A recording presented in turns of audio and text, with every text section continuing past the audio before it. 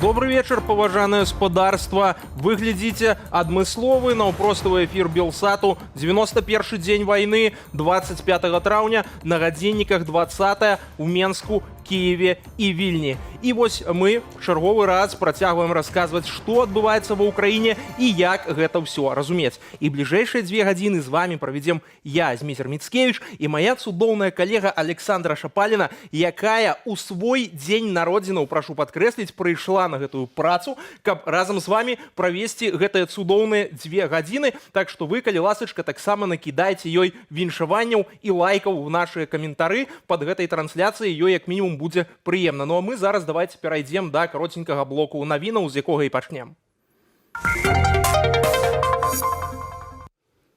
Россия готова предоставить гуманитарные коридоры для вывоза зерновых из Украины морским путем. Об этом заявляют в Российском министерстве иностранных дел, однако в Москве утверждают, что Украина должна обеспечить разминирование портов. При этом диалог по продовольственной проблеме россияне увязывают с вопросом снятия санкций, которые были введены против России. А дзяўчына Романа Пратасевича, былога галоўнага рэдактара тэлеграм-каналу «Нехта», расіянка Софія Сапега не стала абскарджваць выстаўлены ёй прысуд, і той уступіў у гэтак званую законную моц. Пра гэта паведамілі ў гэтак званым Верхоўным судзе. Нагадаем, раней гарадзенскі абласны так званы суд прыгаварыў Сапегу да 6 гадоў пазбаўлення волі і выплаты кампенсацыі маральнай шкоды пацярпелым памерам каля $50 000 США, а таксама больш як $2000 в якости сбору. Госдума и Совет Федерации России приняли закон об отмене возрастного предела для контрактников. Ранее вилка для профессиональной военной службы была от 18 до 40 лет, а иностранные граждане идти на службу могли в возрасте от 18 до 30 лет. Это касалось первого контракта. Новый документ исключает возрастной предел для граждан трудоспособного возраста. Для мужчин в России это 65 лет. А 29-гадовому палітычнаму вязню ды інстаграм-блогеру Сергею Сакаўцу вынеслі абвінаваўчы вырак паводле 3 артыкулаў і прысудзілі 4 гады калоніі ва ўмовах агульнага рэжыму. Пра гэта паведамляе праваабарончы цэнтр «Вясна». Сергею Сакаўцу прызначылі 21 верасня 2021 года 10 дзён арышту за падпіску на тэлеграм-канал «Рэальная Беларусь». Пасля сотняў блогера не адпусцілі, а перавялі ў СІЗА паводле крымінальнай справы за удзел у акцыях пратэсту пасля выбараў. У зале суда сваю віну Сергей не прызнаў, заявіўшы, што супрацоўнікі Губазіку збівалі яго падчас затрымання, патрабавалі выдаць логін і пароль ад аккаунту в сваім інстаграме. Владимир Путин сегодня подписал указ, позволяющий жителям Запорожской и Херсонской областей Украины обратиться с заявлениями о получении гражданства России в упрощенном порядке. Представители оккупационной администрации Херсона ранее заявили о планах включения региона в состав России. В Кремле от прямого ответа на вопрос о возможности аннексии Херсонской области уходили. Ну а российские СМИ опубликовали видео запуска ракеты в сторону Запорожья. Всего было 4 пуска. Военные рапортуют, в соседнюю страну были отправлены высокоточные современные ракеты. Цели, конечно, военные объекты, утверждают в Министерстве обороны России. Но давайте посмотрим видео.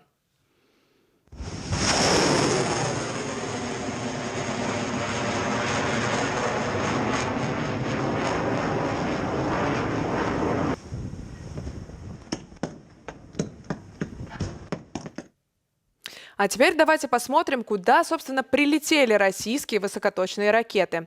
В Запорожье устраняют последствия утреннего обстрела. Не обошлось без жертв. Наши корреспонденты побывали на месте событий.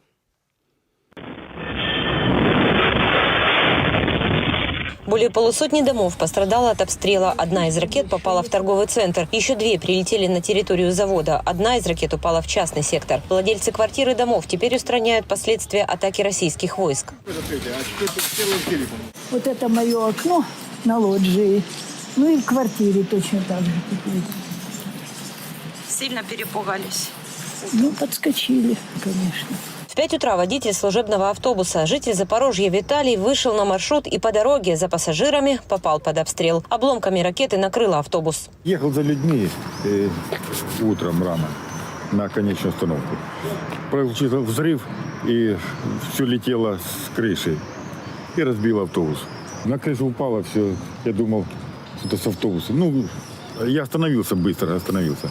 Как раз эпицентр возле меня все начало падать. Оно тут просто засвистело. И после этого удар и дым пошел. На территории машиностроительного завода пострадали помещения и проходные. В окнах соседних домов взрывной волной выбило стекла. Я сплю на полу, слышала очень сильный толчок, и люстра задрожала. Потом через 10 минут второй взрыв еще сильнее был. Волна была, окна открылись. Скорые стоят, пока не заезжают на завод. Будем надеяться, что все живы. Ракетный удар унес жизнь пенсионерки. Она оказалась рядом с местом попадания ракеты. Еще 3 ранены. Их госпитализировали. В результате утренних прилетов были повреждены линии электропередач. Без электроснабжения остались около 1000 запорожских семей. Марина Моисеенко, Александр Мозговой, Белсат, Запорожье, Украина. Ну и давайте посмотрим на карту военных действий, что сегодня в эти сутки происходило в Украине. Российские войска на востоке Украины активизируют атаки. Тем временем американское издание New York Times пишет, что россияне уже допустили ряд серьезных ошибок в Украине. Они разбрасывают свои силы на слишком многие направления одновременно. Издание пишет, что у российских войск, в отличие от Украины, нет надежных поставок военных и техники. Проблемы с логистикой так и не были полностью решены за 3 месяца активного ведения войны. На севере Украины тревожная обстановка. Как сообщает Госпогранслужба Украины, россияне готовят наступление на Чернигов. Практически ежедневно они обстреливают приграничные территории Черниговской области из артиллерии и минометов. На востоке ситуация остается крайне тяжелой. Российские войска пытаются окружить украинские силы в районе Северодонецка и Лисичанска Луганской области. Если Северодонецк будет оккупирован российскими силами, то вся Луганская область перейдет под контроль Российской Федерации. Издание Financial Times сообщает, что используется та же тактика, что и с Мариуполем. Город просто пытаются стереть с лица земли. По информации главы Луганской военной администрации Сергея Гайдая, войска противника стянули для этого силы с других направлений, обнажив свои позиции в Мариуполе, под Харьковом, а также на Донбассе. В Северодонецке за последние сутки 6 погибших и 8 раненых. 25 ударов по Донецкой области нанесли российские войска за последние сутки. Также в результате разрушены жилые дома, вокзал, больница и завод. Есть погибшие, а также раненые. Тем временем в оккупированном Мариуполе, как сообщает советник мэра города Петр Андрющенко, сегодня начали раздавать российские паспорта. Андрющенко отмечает, что фактически это начало аннексии украинского города. Ну и переносимся на юг Украины. Николаев обстреляли российские ракетные системы залпового огня «Торнадо-С». В результате обстрела разрушен многоэтажный дом. 1 человек ранен, сообщает мэр города Александр Сенкевич. Также был обстрелян город Запорожье. По сообщению секретаря Горсовета Анатолия Куртева, ракеты попали в объекты в Шевченковском районе и в торговый центр в Александровском районе. Повреждено около 60 домов. Ранены 4 человека и погибла 1 женщина. Как мы уже сообщали ранее, в интернете стали появляться фотографии разрушенного от обстрела торгового центра, тогда как в Министерстве обороны Российской Федерации ранее сообщали о поражении промышленных цехов «Мотор Сич» в Запорожье. Ну а корабельные группировки российского флота переформатируются в оккупированном Крыму. Разворачиваются дополнительные дивизионы противовоздушной обороны. Таким образом, россияне пытаются закрепиться в Херсонской области. Об этом сообщают украинские власти. Вот примерно так выглядит карта военных действий на Украине в эти сутки. А у нас уже зараз на сувязі дзеля таго, каб абмеркаваць все гэтыя рэчы, якраз вось апошнія тренды в прасоўванні расейцаў як на Донбасе, так і па іншых кірунках і агулам баявыя дзеянні на ўсходзе Украіны. Якраз вось зараз на сувязі Давид Гендельман, военный эксперт з Израиля. Господин Давид, добрый вечер. Скажите, пожалуйста, вот давайте, наверное, начнем с такого вопроса по общему наступлению России на Донбассе. Как по-вашему, что сейчас Россия будет предпринимать? Будет ли на самом деле концентрироваться только на выходе к административным границам Донецкой и Луганской областей, или же будет как-то далее продвигаться потом? То есть на что вообще похожи сейчас действия Российской Федерации? Ну, прежде всего, смотреть надо по этапам, как это выглядит сейчас. Первая задача – это выход на границу Луганской области. Для этого нужно окружить либо выдавить украинскую группировку из района Северодонецк-Лисичанск. После этого следующей целью может стать выход уже на границы Донецкой области. Это сделать сложнее, так как часть Донецкой области, которую контролирует Украина, гораздо больше, чем та небольшая часть Луганской области, которая остается за Украиной. А дальнейшее уже будет зависеть от результатов этих двух этапов. Как сказать сложно, куда именно пойдут дальше после этого. С какими главными проблемами, по-вашему, столкнулась российская армия во время этого наступления? Потому что украинцы сообщают о том, что в 20 раз у них больше техники на этом направлении, чем у украинской армии. И, в принципе, тоже соотношение сил, если брать количество живой силы, тоже не в пользу украинцев. Почему российская армия не может продвинуться? Вот именно с технической точки зрения, что им мешает? Мешает в первую очередь то, что украинские войска там находятся в долговременной подготовленной обороне. Это, как говорится, не то, что наступать на противника в чистом поле. Там много лет готовились фортификационные сооружения и другие зоны обороны, районы обороны и так далее. Поэтому, несмотря на созданное преимущество на конкретном узком участке, продвижение медленное, но тем не менее, как мы видим, продвижение есть, потому что по огневой мощи, по артиллерии, по авиации преимущество значительное, возможно, даже решающее. Поэтому, несмотря на то, что украинские войска сидят в долговременной обороне, тем не менее, их положение очень тяжелое. Смотрите, сейчас в России вот ввели эту отмену возрастного лимита на контрактную службу. Насколько это может повлиять на ситуацию? Как думаете, каковы резервы у России вот именно из этих военных пенсионеров? Потому что такое ощущение, что будут и дальше вот привлекать каких-либо генералов отставных и вообще, в принципе, тех людей, которые знакомы, например, с авиацией, потому что мы уже видели, что одного генерал-майора уничтожили уже в Украине. Насколько это важно сейчас для России, и не кажется ли вам это попыткой такой своеобразной мобилизации, не объявляя всеобщую мобилизацию, как-то подтянуть какие-то резервы?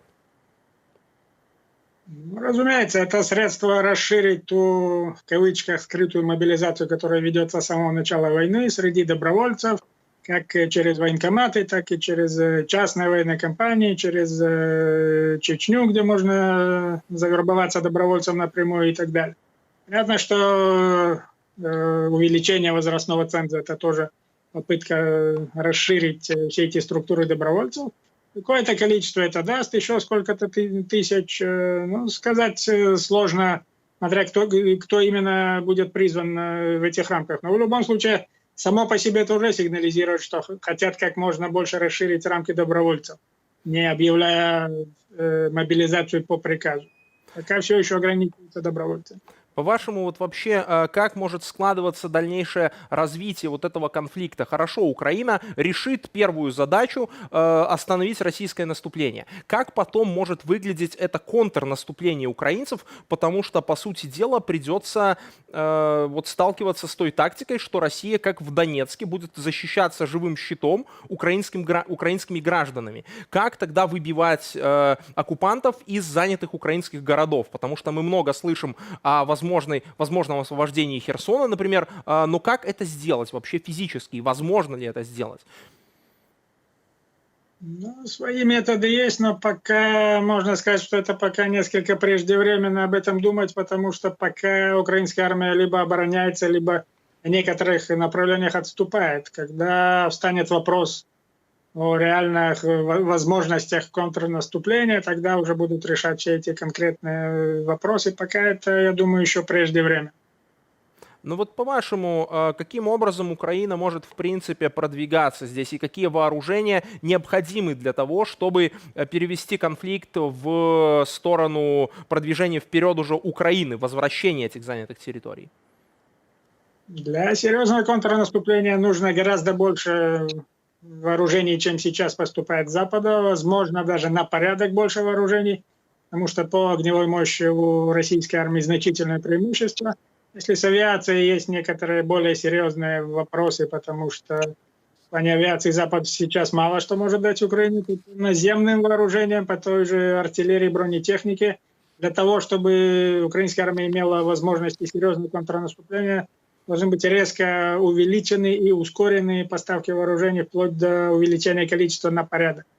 Без этого максимум, что сможет делать украинская армия, это либо дальше обороняться, либо вести некоторые местные контратаки, но о серьезном крупном контрнаступлении речи быть не может.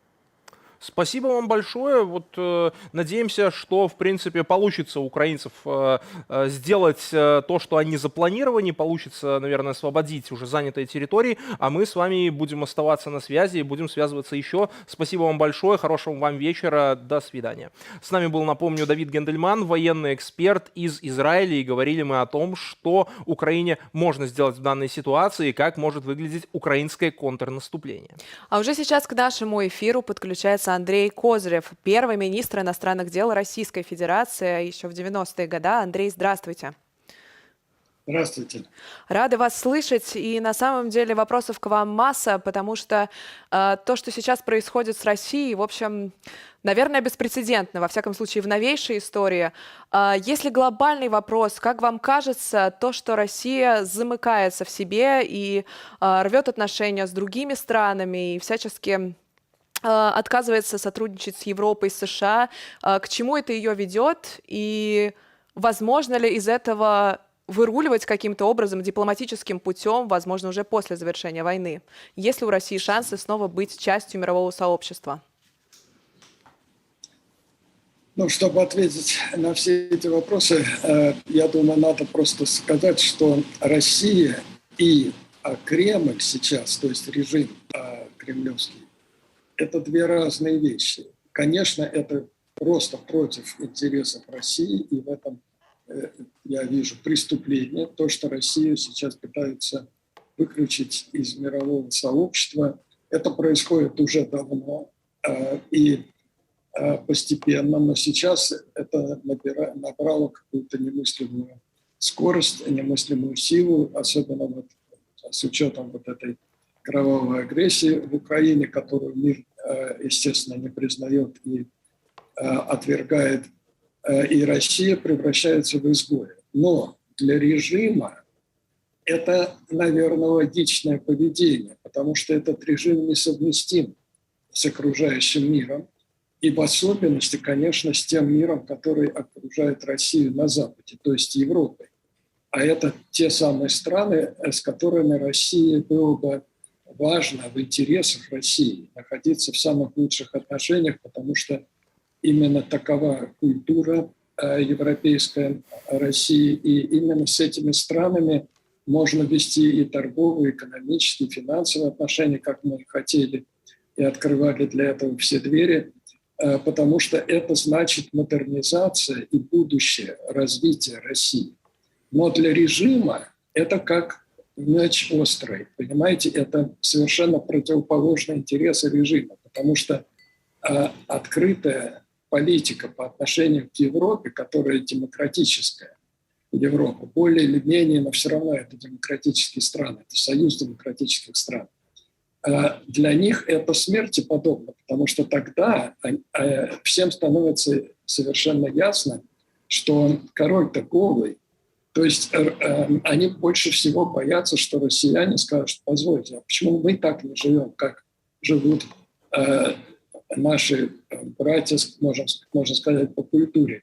И особенно, конечно, всегда бесило, и сейчас это и объяснение войны в Украине. Война в Украине – это не столько даже имперский проект, сколько проект остановить приближение, то есть создать какой-то кордон безопасности для режима вокруг России, то есть санитарный кордон от проникновения демократических ценностей и так далее. Потому что если позволить Украине, что, конечно, в ближайшее время произойдет, обрести полную независимость и начать присоединяться к западным институтам, это значит, что россияне, которые действительно многие и вполне законно рассматривают украинцев как братьев, как я, например, но это не значит, что брат должен жить с тобой, к тебе в подчинении или с тобой в одной квартире и так далее. Брат может выбирать свою независимость, свою семью и так далее, так и с народами. Но это, конечно, близкий народ. И если он станет демократическим и будет процветающей Украиной еще больше, чем она была, то россияне, конечно, рано или поздно начнут, то, что называется, чесать репу и говорить: позвольте, а мы-то что? Мы-то чем не такие? Значит, поэтому интересы режима, интересы России абсолютно противоположны.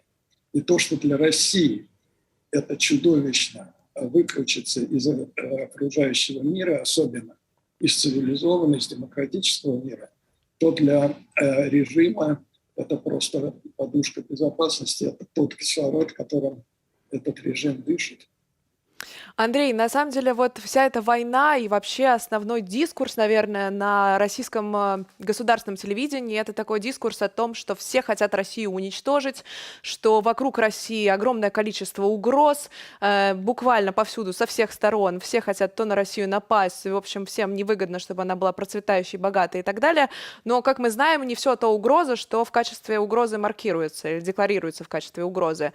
Что бы вы могли сказать тем россиянам, которые верят в то, что действительно Россию все хотят уничтожить, в частности Европа, Соединенные Штаты и даже Украина, которая якобы собиралась на Россию напасть там не день, так два? Но напасть на Россию никто не собирается абсолютно.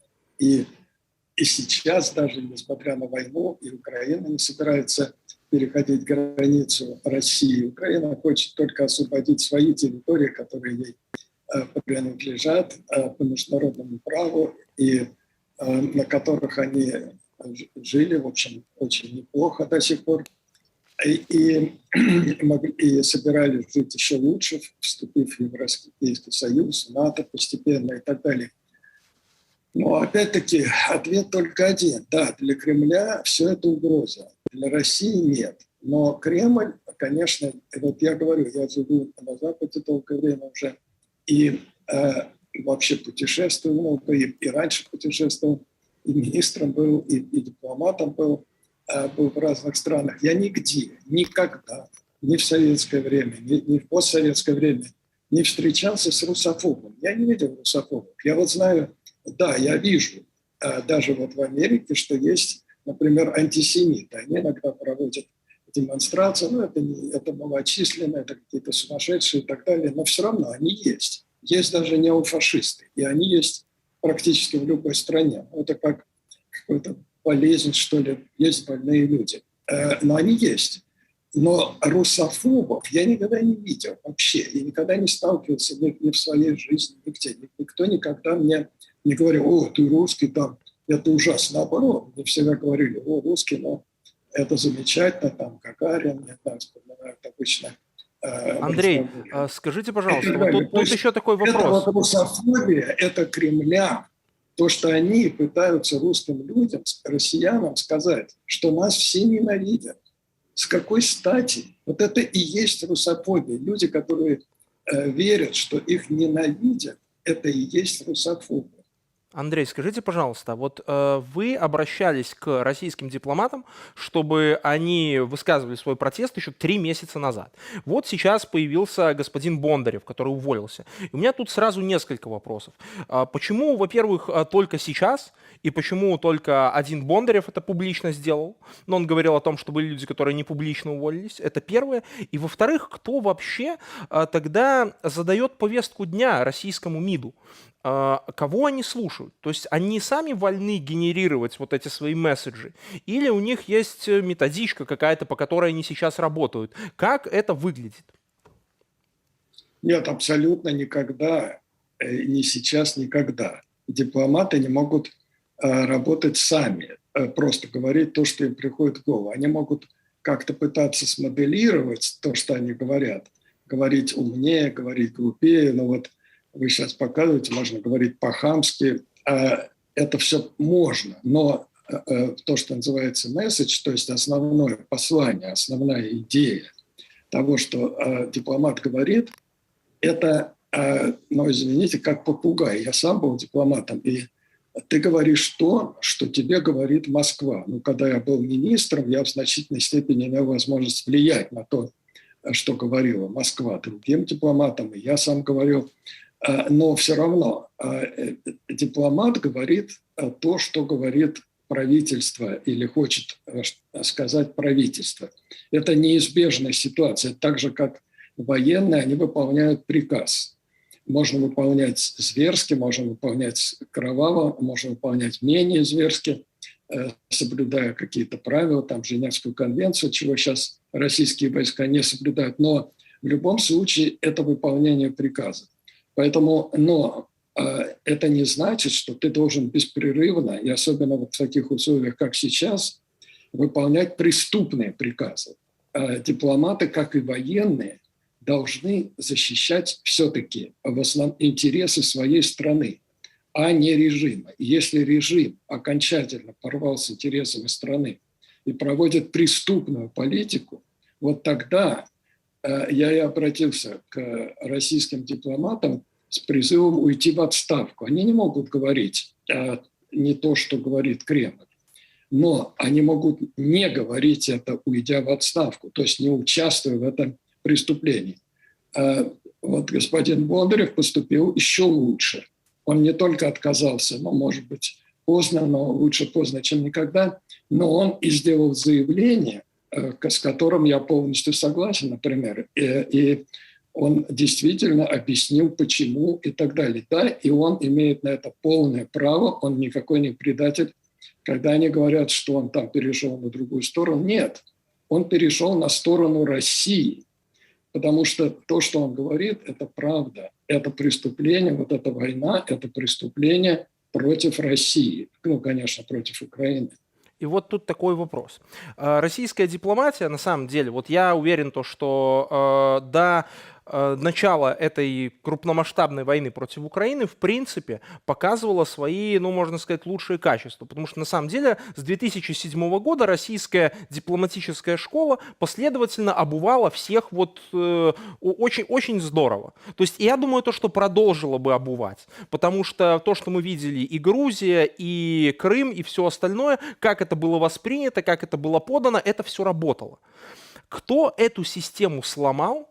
На самом ли деле это просто дуболомные решения Путина про прямую военную агрессию поломали все то, что сделала до этого российская дипломатия? Хоть, понятное дело, она делала то, что многим, в том числе и мне, не нравилось. Да, но я не согласен с тем, что она всех обувала. На Западе росло понимание, недовольство. И если вы помните, Меркель там говорила, что захват Крыма, аннексия Крыма – это преступление, она такие слова использовала. То есть нельзя сказать, что удавалось обмануть. Но да, удавалось российской дипломатии, в частности, моему бывшему заместителю, который был когда-то талантливым просто дипломатом, поэтому я его сделал своим заместителем, и он его направлял быть представителем. Да, они как-то смягчали это, они старались придать этому всему хоть какое-то объяснение и так далее. В этом смысле, конечно, вот эта прямая варварская агрессия против Украины, которая нарушает вообще все нормы международного права и которую уже никак нельзя не объяснить, не смягчить, ничего. Вот это, конечно, тот рубеж. Я уехал сам из страны 12 лет назад, и здесь публиковал статьи там против режима и так далее. Но я не призывал российских дипломатов уйти в отставку, потому что не было критической массы этого преступления. Мне было понятно, что к чему-то такому идет дело. То есть все хуже и хуже становится. Но да, это переполнило чашу терпения, и поэтому до этого вводились относительно слабые санкции. Сейчас вводятся все более и более мощные санкции. До этого Запад, например, Америка даже отказывалась поставлять Украине вообще вооружение. Потом стали поставлять очень осторожно оборонительные какие-то системы. Теперь поставляют тяжелое вооружение, потому что ситуация достигла этого критического рубежа. Это всегда и все так бывает. Что-то развивается, но каждый сидит, надеется, может быть, и дипломаты надеялись. Но сейчас уже дальнейшему участию в этих преступлениях, соучастию, будучи дипломатом, например, или журналистом, или военным, это уже недопустимо. Это уже соучастие в преступлении. И вот у меня финальный вопрос на этом фоне, довольно короткий. С одной стороны, по-вашему, реально российские дипломаты верят в эту пропаганду, которую сейчас ведет Российская Федерация? Ну, потому что образованные же люди, как они могут верить условному Дугину и вот этой вот доктрине? И с другой стороны, как они, опять же, образованные же люди, воспринимают эту, ну я не знаю, гопническую риторику, которую ведет их высшее руководство. И вы вообще могли себе представить то, что до такой риторики, которую мы видели перед началом крупномасштабной фазы войны, и вот которую мы видим сейчас, могло скатиться все это руководство российской дипломатии, в том числе и ваши бывшие коллеги? Вы знаете, относительно риторики, если начать с конца, то тут есть своя закономерность. Я тоже думал об этом. Но вот смотрите, бандитские всякие там организованные преступные группировки и так далее, люди, которые в тюрьме там сидят, они вырабатывают свой тюремный лагерный сленг такой, да, то есть они в значительной степени говорят не на том языке, на котором вот мы с вами сейчас разговариваем. Мы все знаем. Ну, кроме мата, конечно, который более распространенный, но есть бандитский такой воровской сленг. И это не случайно, потому что они находятся в особой ситуации, они понимают, что они так же, как воры, и также, конечно, дипломаты. Они прекрасно понимают, что они находятся на преступной стороне. И, наверное, поэтому у них и это отражается в языке, то есть они начинают говорить таким языком. Но это полбеды. Вот в чем я с вами абсолютно согласен, что если, например, многие россияне, которые смотрят телевизор, не умеют пользоваться интернетом или не имеют времени для этого, к ним другая оценка, с них, как говорится, другой спрос, потому что они могут действительно не знать, они действительно могут не понимать, что происходит. Но дипломаты, люди хорошо подготовленные, знающие иностранные языки и находящиеся там, и имеющие возможности, даже обязанности, это одна из обязанностей, кстати, дипломата, следить за прессой, там, следить за настроениями в стране пребывания, они никак не могут сказать, что «а я не знал, а я не знаю». И вот об этом я бы советовал им тоже подумать. Они и детям своим не смогут сказать: «А знаете, я смотрел советское телевидение, и я просто не знал, что там происходит». Они это вот знают, и это чудовищно, это большая ответственность на их совести. Как они будут смотреть в глаза своим детям, я не знаю. Спасибо большое, Андрей. Вот действительно, это очень важный вопрос, как вообще после такого смотреть в глаза своим детям и будущим поколениям. С нами на связи был Андрей Козырев, первый министр иностранных дел Российской Федерации. И вот мы как раз обсудили этот важный вопрос. Мне кажется, что действительно вот сейчас вот это положение, в котором российская дипломатия оказалась, довольно интересно, потому что, будучи представителями такой вот особой школы дипломатии, да, которой они всегда гордились, Горчаков там и все остальное, теперь транслировать вот такое, ну, как-то не очень іміджава даже хорошо. Да, до речі, вернусь на беларускую мову. Чарговы палітвязень у габійскім спісе гэтак званых тэрарыстаў з'явіўся. Руслан Слуцкі асуджаны на 11 гадоў за падкідванне шыпоў пад аўтакалону прыхільнікаў Лукашэнкі. Агулам у спісе ўжо каля 7 десяткаў беларусаў. КДБісты ўсё часцей ужываюць слова тэрарыст у дачыненні да палітычных зняволеных, у тым ліку тых, хто даўно знаходзіцца за кратамі і нават тэарэтычна не мог весці ніякай грамадскай дзейнасці. Навошта гэта робіцца і да чаго можа прывесці, разбіраўся наш калега Вітаўт Сіўчык. Новые репрессии от лукашенковского КГБ. Начиная с 20 мая чекисты в Беларуси расширили список так называемых террористов еще на 20 человек. Мы, белорусы, выбрали путь мирного сопротивления, а этот путь требует времени. Среди так называемых террористов оказались представители штаба претендента на президента Беларуси Виктора Бабарыка, Мария Колесникова и Максим Знак, которых уже осудили на 11 и 10 лет колонии, и которые все время подчеркивали: протест должен быть мирным.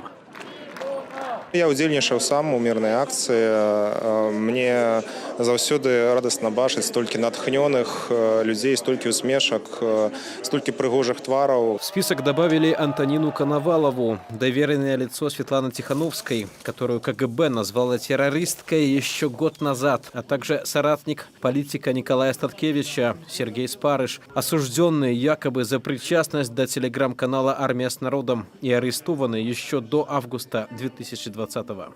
Там есть люди, например, со 130-м артикулом Криминального кодекса Республики Беларусь, то бок это за распаливание некой ворожести. Ну, яким боком распаливание ворожести до терроризму, ну, вельми тяжко натягивать эту солоноглобость.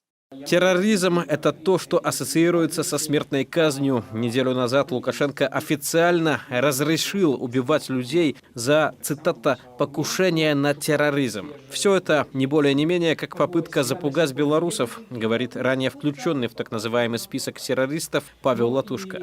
Грамадства не змяніло свой пункт гледжання супраць гэтай дыктатуры, жудаснага рэжыму, які утрымлівае яшчэ ўлады ў Беларусі. І тое, што ён хоча павысіць ступень пагрозы да тых людзей, якія будуць гатовы да актыўнай дзейнасці супраць гэтага рэжыму. Включение в этот список происходит вне суда. Даже формально обжаловать решение невозможно. Правозащитник Александр Бураков обращает внимание, акты физического протеста нельзя квалифицировать как терроризм, как, например, в случае гомельчанина Андрея Поднебенного. Я думаю, что это как раз таки робится, потому что, ну, відавочна просто некая лухта, калі там человека, например, ну, альбо там за прибіць школу об'являється террористом, альбо там, як у випадку з Олесем Нагела, калі он там покинул 13 коментаров в нейкім часе, там, у Смаргонскім, там, образил милиционеру, ну, это так само не будет террорист. Последнее расширение списка КГБ, как и процесс против группы Автуховича, это преднамеренное размывание слова «терроризм» представителями режима. Аналитик Петр Рудковский считает, Лукашенко хочет показать Путину, что он держит ситуацию под контролем, а репрессии такого уровня могут продолжаться от полгода до нескольких лет. Но у любой момент может начаться коллапс по причине того, что Москва губляе свае пазіцыі, гэта таксама перспектыва цалкам рэальная, і яна хутчэй за ўсё не за гарамі. Это вельмі важный фактор. К тому же в белорусском публичном пространстве все больше звучит мнение, мирный протест, сторонников которого лукашенковцы называют террористами, может изменить свою форму. В першую чергу будут выпущены политвязни, политзневолены. И те, кто будут заминать гэтаму, они будут просто знищены, они будут забиты. І от гэты пасыл гэта да беларускіх амапаўцаў. І да тых вертухаев, якія, магчыма, зараз здзекуюцца з беларускага народа, з беларускіх палітвязняў. Віталд Сівчык, Белсат. Мы да вас прыйдзем. Беларускі палітычны вязень Вячаслаў Касцюшык быў затрыманы ў верасні 2020 года і асуджаны на 4 гады калоніі ўзмоцненага рэжыму у шэрагу фігурантаў справы аб масавых закалотах у часе жнівеньскіх пратэстаў у Берасці. Вячаслава можна і трэба падтрымаць лістамі. Падрабязней у нашым роліку «Жыве».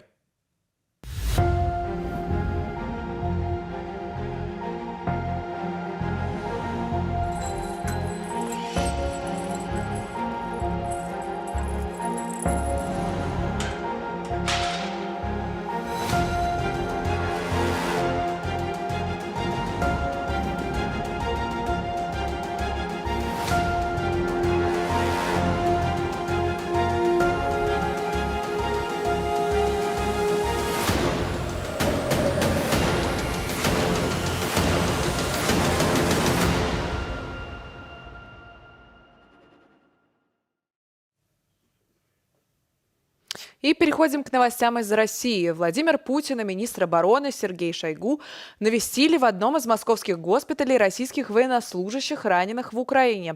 Также сегодня в Госдуме лишили мандата депутата от КПРФ Валерия Рашкина. Об этом и других новостях из России в нашем ежедневном обзоре. Обмен военнопленными возможен только после суда над ними, заявили в российском МИДе. Все вещи будем рассматривать после того, как сдавшиеся в плен украинские боевики будут соответствующим образом осуждены, вынесен приговор. До этого все разговоры об обмене преждевременны. С таким заявлением выступил замглавы МИДа Андрей Руденко. Он также подчеркнул, что Россия не собирается обменивать Виктора Медведчука. Вопрос об обмене между Россией и Украиной возник после того, как на прошлой неделе сдались в плен бойцы Азовстали. Ранее глава самопровозглашенной ДНР Денис Пушилин сказал, что всех украинских пленных Азовстали будет судить некий международный трибунал в ДНР. В Москве объявили амнистию за нарушение ковидных ограничений. Мэр столицы Сергей Собянин пообещал, что с 1 июня все неоплаченные штрафы отменят, а за оплаченные штрафы вернут деньги. Всего московские власти планируют вернуть более 13 миллиардов рублей. В условиях санкций это станет существенной поддержкой для бизнеса и москвичей, заявил Собянин. Чтобы получить возврат денег, нужно обратиться в один из центров госуслуг. В Москве коронавирусные ограничения, в том числе масочный режим, отменили в конце февраля. В Белгородской области эвакуировали 550 жителей обстрелянных сел. Об этом заявил губернатор региона Вячеслав Гладков. По его словам, это жители приграничных сел Журавлевки, Нехотеевки и Солохи. Всех их разместили в гостиницах. С ними встретился глава региона и пообещал, что поврежденные дома отремонтируют, цитата, как только позволит обстановка. Сегодня в Белгородской области продлили желтый уровень террористической опасности. Его ввели впервые в середине апреля. Госдума проголосовала за досрочное лишение мандата депутата от КПРФ Валерия Рашкина. Поводом для лишения мандата стал приговор по делу об убийстве лося. Члена КПРФ Рашкина задержали осенью прошлого года. Вместе с ним нашли тушу лося. После возбуждения дела коммунисты лишили депутатской неприкосновенности. В конце апреля суд назначил ему 3 года условно по статье о незаконной охоте. Рашкин признает вину, но считает дело политическим. В сентябре депутата поддержало умное голосование команды Навального. Рашкин был один из лидеров протеста против электронного голосования. Певице Наргиз запретили въезд в Россию на 50 лет из-за антивоенных высказываний. Ее задержали в аэропорту Домодедово по прилету из Ташкента. Сотрудники ФСБ вручили ей уведомление. В документе говорится, что причина запрета – обеспечение безопасности государства. После этого певица улетела обратно в Узбекистан. В своих соцсетях Наргиз резко высказывалась про российское вторжение в Украину. К моменту истечения срока запрета музыкантке исполнится 101 год. Ось, добрая, до рэчы, матывацыя пажыць падольш, каб паглядзець вось таксама на тое, як будуць развівацца падзеі менавіта в России и агулам. Через 50 лет? Да, з гэтай вот забаронай, ну, потому что вот будзе 101 год. Цікава, ведаеш, так адзначыць пашпарт, паказаць, вось бачыце, што мы дагэтуль жывем, а гэтыя все спарахнелыя штампы и агулам все гэтыя намеры уже давно померли. А уже сейчас к нашему эфиру подключается российский правозащитник и основатель проекта «ГУЛАГу». Нет, Владимир Осечкин. Владимир, здравствуйте. Здравствуйте, добрый вечер уважаемым зрителям. Вот у нас тут сразу такой вопрос по поводу вашего обращения, по поводу украинских военнопленных. Давайте вот сразу очертим такую границу. Что, по-вашему, будет с ними сейчас происходить? Какие цели будет преследовать Российская Федерация вот в отношении этих людей, которые оказались захваченными в первую очередь на Азовстале? Хочу напомнить, что вот то, о чем сегодня было сказано в ваших новостях, о том, что один из заместителей министра иностранных дел Российской Федерации озвучил сегодня впервые в паблике ту информацию о том, что готовится трибунал, готовится суд. Мы об этом говорили еще несколько недель назад, и вот наши источники, получается, не обманули, а сообщали нам действительно достоверную информацию, что в недрах российских спецслужб и Генеральной прокуратуры России готовится действительно очень серьезный судебный процесс. По сути дела, это будет такая имитация, попытка повторения Нюрнбергского трибунала, только единственное, что в Нюрнберге все-таки судили действительно нацистских преступников и тех, кто совершал военную агрессию против целого ряда стран и участвовал в массовых убийствах. Здесь же речь идет о некой попытке, и, по сути дела, это, знаете, как имитация, как фарс, когда они будут имитировать то, что они судят якобы там каких-то нацистов и фашистов для того, чтобы в глазах самих россиян оправдать, и не только россиян, но и в целом всего мира, чтобы оправдать вот ту самую страшную вероломную войну, которую они развязали и начали 24 февраля. А по поводу того, что будет ожидать, здесь уже это не только наше мнение, но это и мнение уже более 10 наших источников, которые проходят службу, в том числе и в ФСБ, и во ФСИН. Они сообщают о том, что на протяжении последних месяцев с теми украинцами, которые попадали в плен, кого захватывали, их этапировали и увозили на территорию Российской Федерации в следственные изоляторы и в помещения, функционирующие в режиме СИЗО, где сразу в отношении них начиналась оперативная разработка, были составлены планы оперативной разработки, план легенды, их помещали в камеры, в которых уже содержались внутрикамерные агенты, которые работают на ФСИН и ФСБ. И дальше шел опрос как в следственных кабинетах следователями, оперативниками ФСБ и Следственного комитета, так и внутрикамерная работа вот этими внутрикамерными агентами КАПО. Кому-то применялись недозволенные методы в виде пыток или угрозы применения пыток, кого-то просто разговаривали. Но на сегодняшний день очевидно, что уже сотни украинцев, содержащихся в учреждениях ФСИН России, они опрошены, с ними проводили следственные действия без приглашения адвокатов, без предоставления им возможности звонить своим родственникам, и чтобы родственники и семьи нанимали им адвокатов. То есть здесь мы уже очевидно фиксируем грубое систематическое нарушение права на защиту. И, соответственно, дальше объяснения, опросы, допросы и формирование некой большой доказательной базы, которую потом в последующем будут предъявлять миру. Но еще раз подчеркну, к сожалению, помимо того, что совершена война, военные преступления, сейчас еще и в рамках вот этой подготовки к этому псевдотрибуналу грубейшим образом нарушаются права человека. Еще раз подчеркну, у людей нет даже элементарного. Они не могут позвонить своим семьям, сказать о своем местонахождении. До сих пор загадкой для украинских властей и для украинцев является местонахождение тех, кого вывезли на территорию Российской Федерации, либо на территорию так называемой ЛДНР, где они содержатся. Соответственно, их семьи лишены возможности нанять адвокатов и отправить им адвокатов. То есть понятно, что любые показания, которые сейчас из них выбиваются, они потом в последующем международным сообществом не должны признаваться. И вот ваш вопрос, связанный с моим обращением к президенту Украины Владимиру Александровичу Зеленскому, он, конечно же, это обращение продиктовано в первую очередь попыткой оградить военнопленных от пыток, потому что очевидно, что сейчас их массово принуждают к подписанию каких-то признательных показаний, к подписанию показаний против других своих сослуживцев. Сейчас конвейерным типом идет наработка вот этого материалов для будущего трибунала, и мы подозреваем, и в каких-то конкретных случаях мы даже уже знаем о том, что совершаются пытки или угроза применения пыток. И понятно, что в целом огромное количество военнопленных, они до последнего готовы быть верны своей присяге, своей родине, в том числе президенту. И сейчас вот мое обращение к господину Зеленскому связано в первую очередь с некой попыткой начала дискуссии, обсуждения, выхода для тех, кто сейчас может подвергаться пыткам. Мы показали в прошлом году кадры из целого ряда пыточных учреждений ФСИН. Мы действительно знаем, насколько могут быть жестокие, бесчеловечные и опасные, в том числе для жизни и здоровья, методы, которые могут применять ФСБ, ФСИН и их внутрикамерная агентура.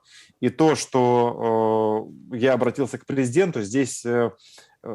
Я думаю, что именно Владимир Александрович Зеленский может каким-то образом обратиться к своим согражданам, которые сейчас оказались в плену, и какие-то дать им напутствия и, возможно, советы с тем, чтобы, условно, они могли подписывать все, что угодно, потому что в любом случае цивилизованный мир, демократические страны никогда не примут результаты подобного судилища.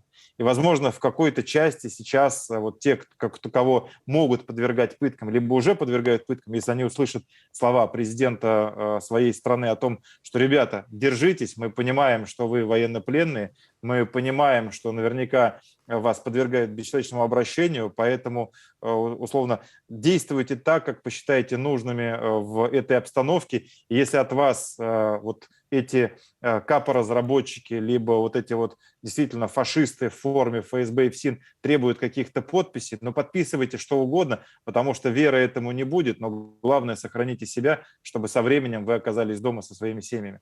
Возможно, я в чем-то буду стратегически неправ, и, наверное, какая-то часть аудитории не поймет до конца моей мотивации. Но мотивация в первую очередь направленная на защиту тех людей, которые сегодня в плену, и кто лишены элементарного связи с правозащитниками, Владимир, с журналистами, со своими семьями, с Владимир, адвокатами. скажите, пожалуйста, вот на этом фоне вы вспомнили про нахождение в различных местах содержания, да, вот украинских военнопленных и о попытках вот этого Нюрнбергского процесса, да, вот этого косплея Российской Федерации.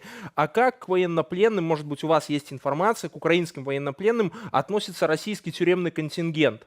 Потому что мы все прекрасно знаем, что к российской власти, к Кремлю у них отношение явно не самое теплое. Ну, если бы мы гипотетически предположить, что к российским заключенным заведут какое-то количество украинцев, абсолютно ничего там не будет выходящего за рамки обычных взаимоотношений людей.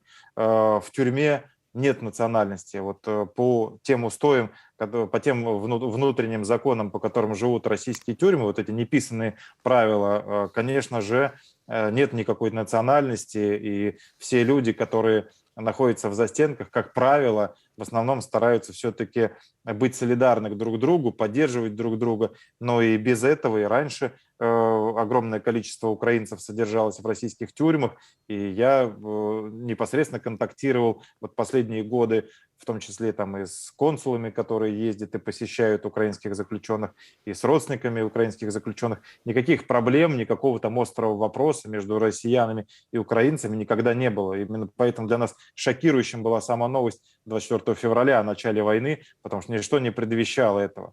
И вот финальное, как раз, да, вот вы тоже вспомнили в контексте этого Нюрнбергского процесса, вот коротенький вопросик, а сами ФСБшники вообще верят в эти бредни про нацистов, про то, что вот им рассказывают, потому что, опять же, ваши источники есть, там, это ж, они со своими коллегами общаются, они вроде как-то должны обсуждать вот то, что происходит.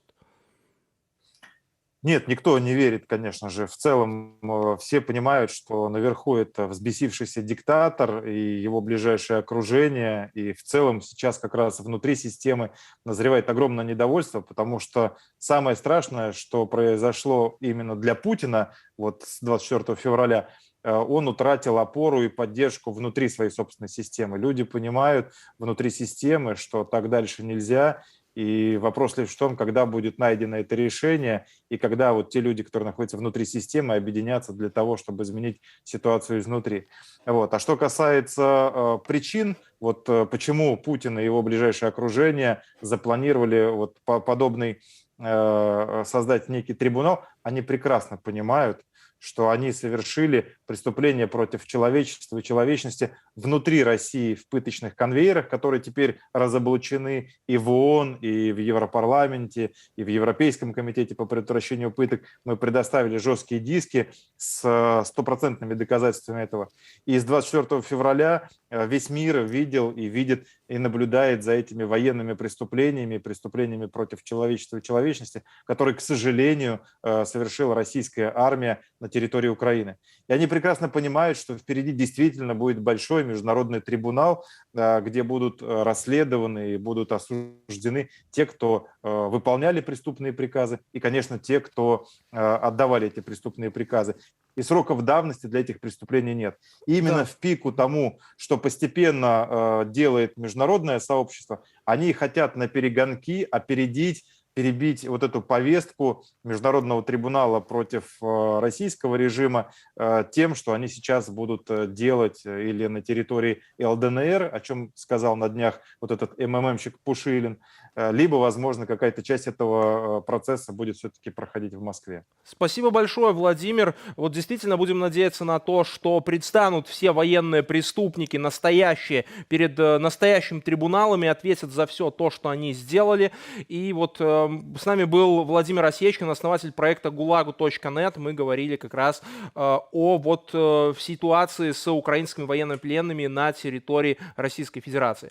А тем часом в Техасе отбылася трагедия, яка забрала жыцці 19 дзяцей і 2 настаўнікаў. Ёсць параненыя, у тым ліку сярод праваахоўнікаў. Навучэнец старэйшых класаў распачаў страляніну ў пачатковай школе. Гэта стала самай крывавай трагедыяй у амерыканскай навучальнай установе за апошнія дзесяцігоддзі. Палітыкі-дэмакраты ў чарговы раз заклікалі законатворцаў змяніць прававыя нормы, якія дазваляюць любой асобе набываць агнястрэльную зброю. Але палітыкі-рэспубліканцы маюць контраргументы. Падрабязнасці трагедыі, якая змяніла лёсы сотняў людзей у Ольгі Старасцінай. До летних каникул оставалось 2 дня, но ученики уже поменяли школьную форму на нарядную одежду. В учебном заведении должна была состояться церемония награждения учеников, но произошла трагедия. Примерно в 11:32 сегодня утром произошло массовое убийство в начальной школе Робба в Ювалде, штат Техас. В этой школе учатся дети 2, 3 и 4 классов. Прямо сейчас я могу подтвердить, что есть раненые, взрослые и ученики, есть погибшие. На данный момент известно о более чем 20 погибших, среди которых и начавший стрельбу по школьникам младших классов 18-летний Сальвадор Ромас. Он погиб в перестрелке с полицейскими. Человек, который это сделал, был здесь учеником средней школы. Я знаю его бабушку, ту, которую он застрелил. Он застрелил ее перед тем, как пошел в школу. Как сообщили местные власти, Сальвадор Ромас, одетый в бронежилет и вооруженный пистолетом и полуавтоматической винтовкой, оставил возле школы свой автомобиль, вошел в здание и открыл огонь. Оружие он купил, как только ему исполнилось 18 лет. Мотивы стрелка неизвестны. Я знаю семьи школьников, но имена погибших не разглашаются. Поэтому я не знаю, кто именно из них потерял своих детей. Я знаю большинство людей в Ювальде, потому что я был в горсовете. Я знаю, что они хорошие люди. Я им очень соболезную. В знак скорби по жертвам трагедии президент США распорядился приспустить государственные флаги. Джо Байден обратился к стране с речью. Как нация мы должны спросить, когда во имя всего святого мы собираемся противостоять оружейному лобби? Когда мы сделаем то, что, как мы все знаем, нужно сделать? Джо Байден еще когда баллотировался в президенты, обещал ужесточить проверки личности покупателей огнестрельного оружия. Но Байден и его коллеги-демократы не смогли получить для этого достаточно голосов в Конгрессе. Республиканцы считают, что реформа законодательства об обороте оружия не поможет предотвращению подобных трагедий, зато ограничит права законопослушных граждан. Нигде больше маленькие дети не идут в школу, думая, что в этот день их могут расстрелять. Нигде больше родителям не приходится говорить со своими детьми, как мне, о том, почему их заперли в ванной и велели вести себя тихо 5 минут на случай, если в здание войдет плохой человек. Нигде больше этого не происходит, кроме как здесь, в Соединенных Штатах Америки. И это выбор, это наш выбор, чтобы это продолжалось. Соединенные Штаты являются наиболее вооруженным обществом в мире. Огнестрельное оружие обогнало автомобильные аварии и в последние годы стало основной причиной смерти детей и подростков в США. Ольга Старостина, Белсат. Уже через несколько минут мы прервемся на программу «Объектив». Главные новости дня полностью на белорусском языке. И для вас ее проведет мой соведущий Дмитрий Мицкевич. А пока еще один важный сюжет. Юмор как оружие в борьбе. В центре Киева 40 художников из 12 стран мира представили свои карикатуры и плакаты на выставке под названием «Русский военный корабль. Иди на...» 3 точки. Не забывают и об Александре Лукашенко, о том, как смех может стать защитой и оружием перед лицом войны, в нашем сюжете.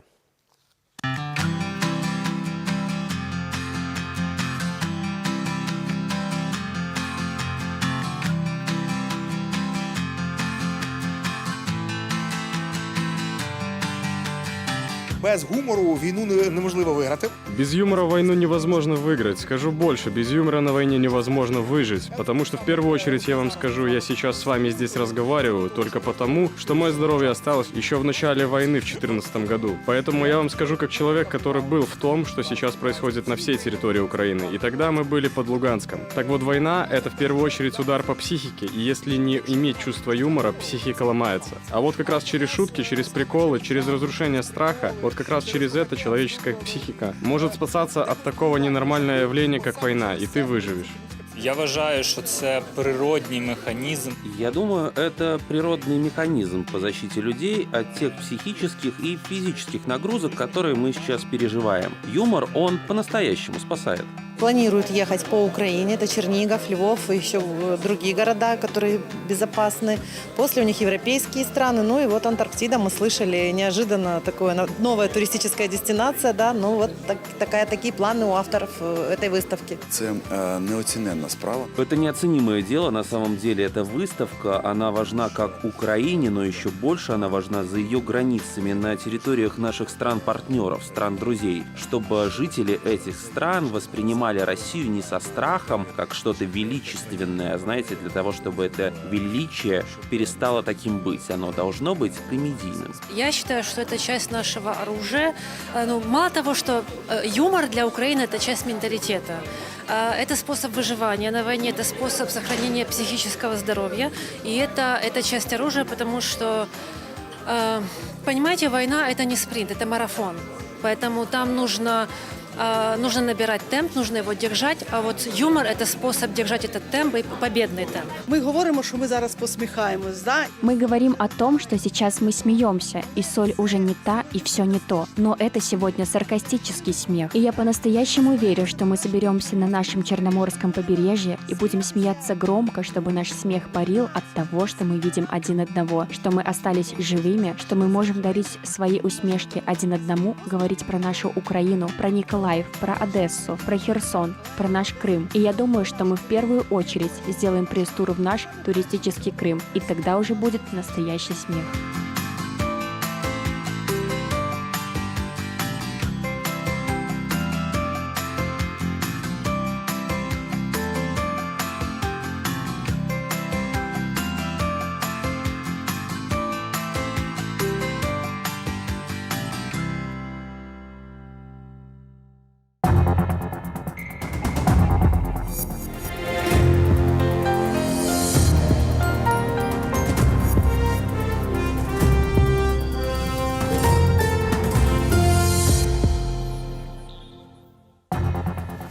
Рэжым Лукашэнкі працягвае шукаць уяўных тэрарыстаў сярод беларусаў. Усё часцей палітычных вязняў органы рэжыму спрабуюць класіфікаваць менавіта гэтакім чынам. Гэтым разам пад такую дэфініцыю хочуць падагнаць стварэнне перашкоды лукашэнкаўскім аўтапрабегам. А яшчэ ў бліжэйшыя хвіліны мы з калегамі распавядзем, як рэжым Лукашэнкі працягвае знішчаць прафсаюзны рух у Беларусі, расійскія акупанты спрабуюць раздаваць свае пашпарты ва ўкраіне, а ва ўсім свеце адзначаецца міжнародны дзень шчытавіднай залозы. Мяне ўсё так жа зваць Зміцер Міцкевіч, і мы распачынаем аб'ектыў. КДБ Беларусі ўсё часцей ужывае слова тэрарыст у дачыненні палітычных вязняў, у тым ліку тых, хто даўно за кратамі і нават тэарэтычна не мог весці ніякай грамадскай дзейнасці.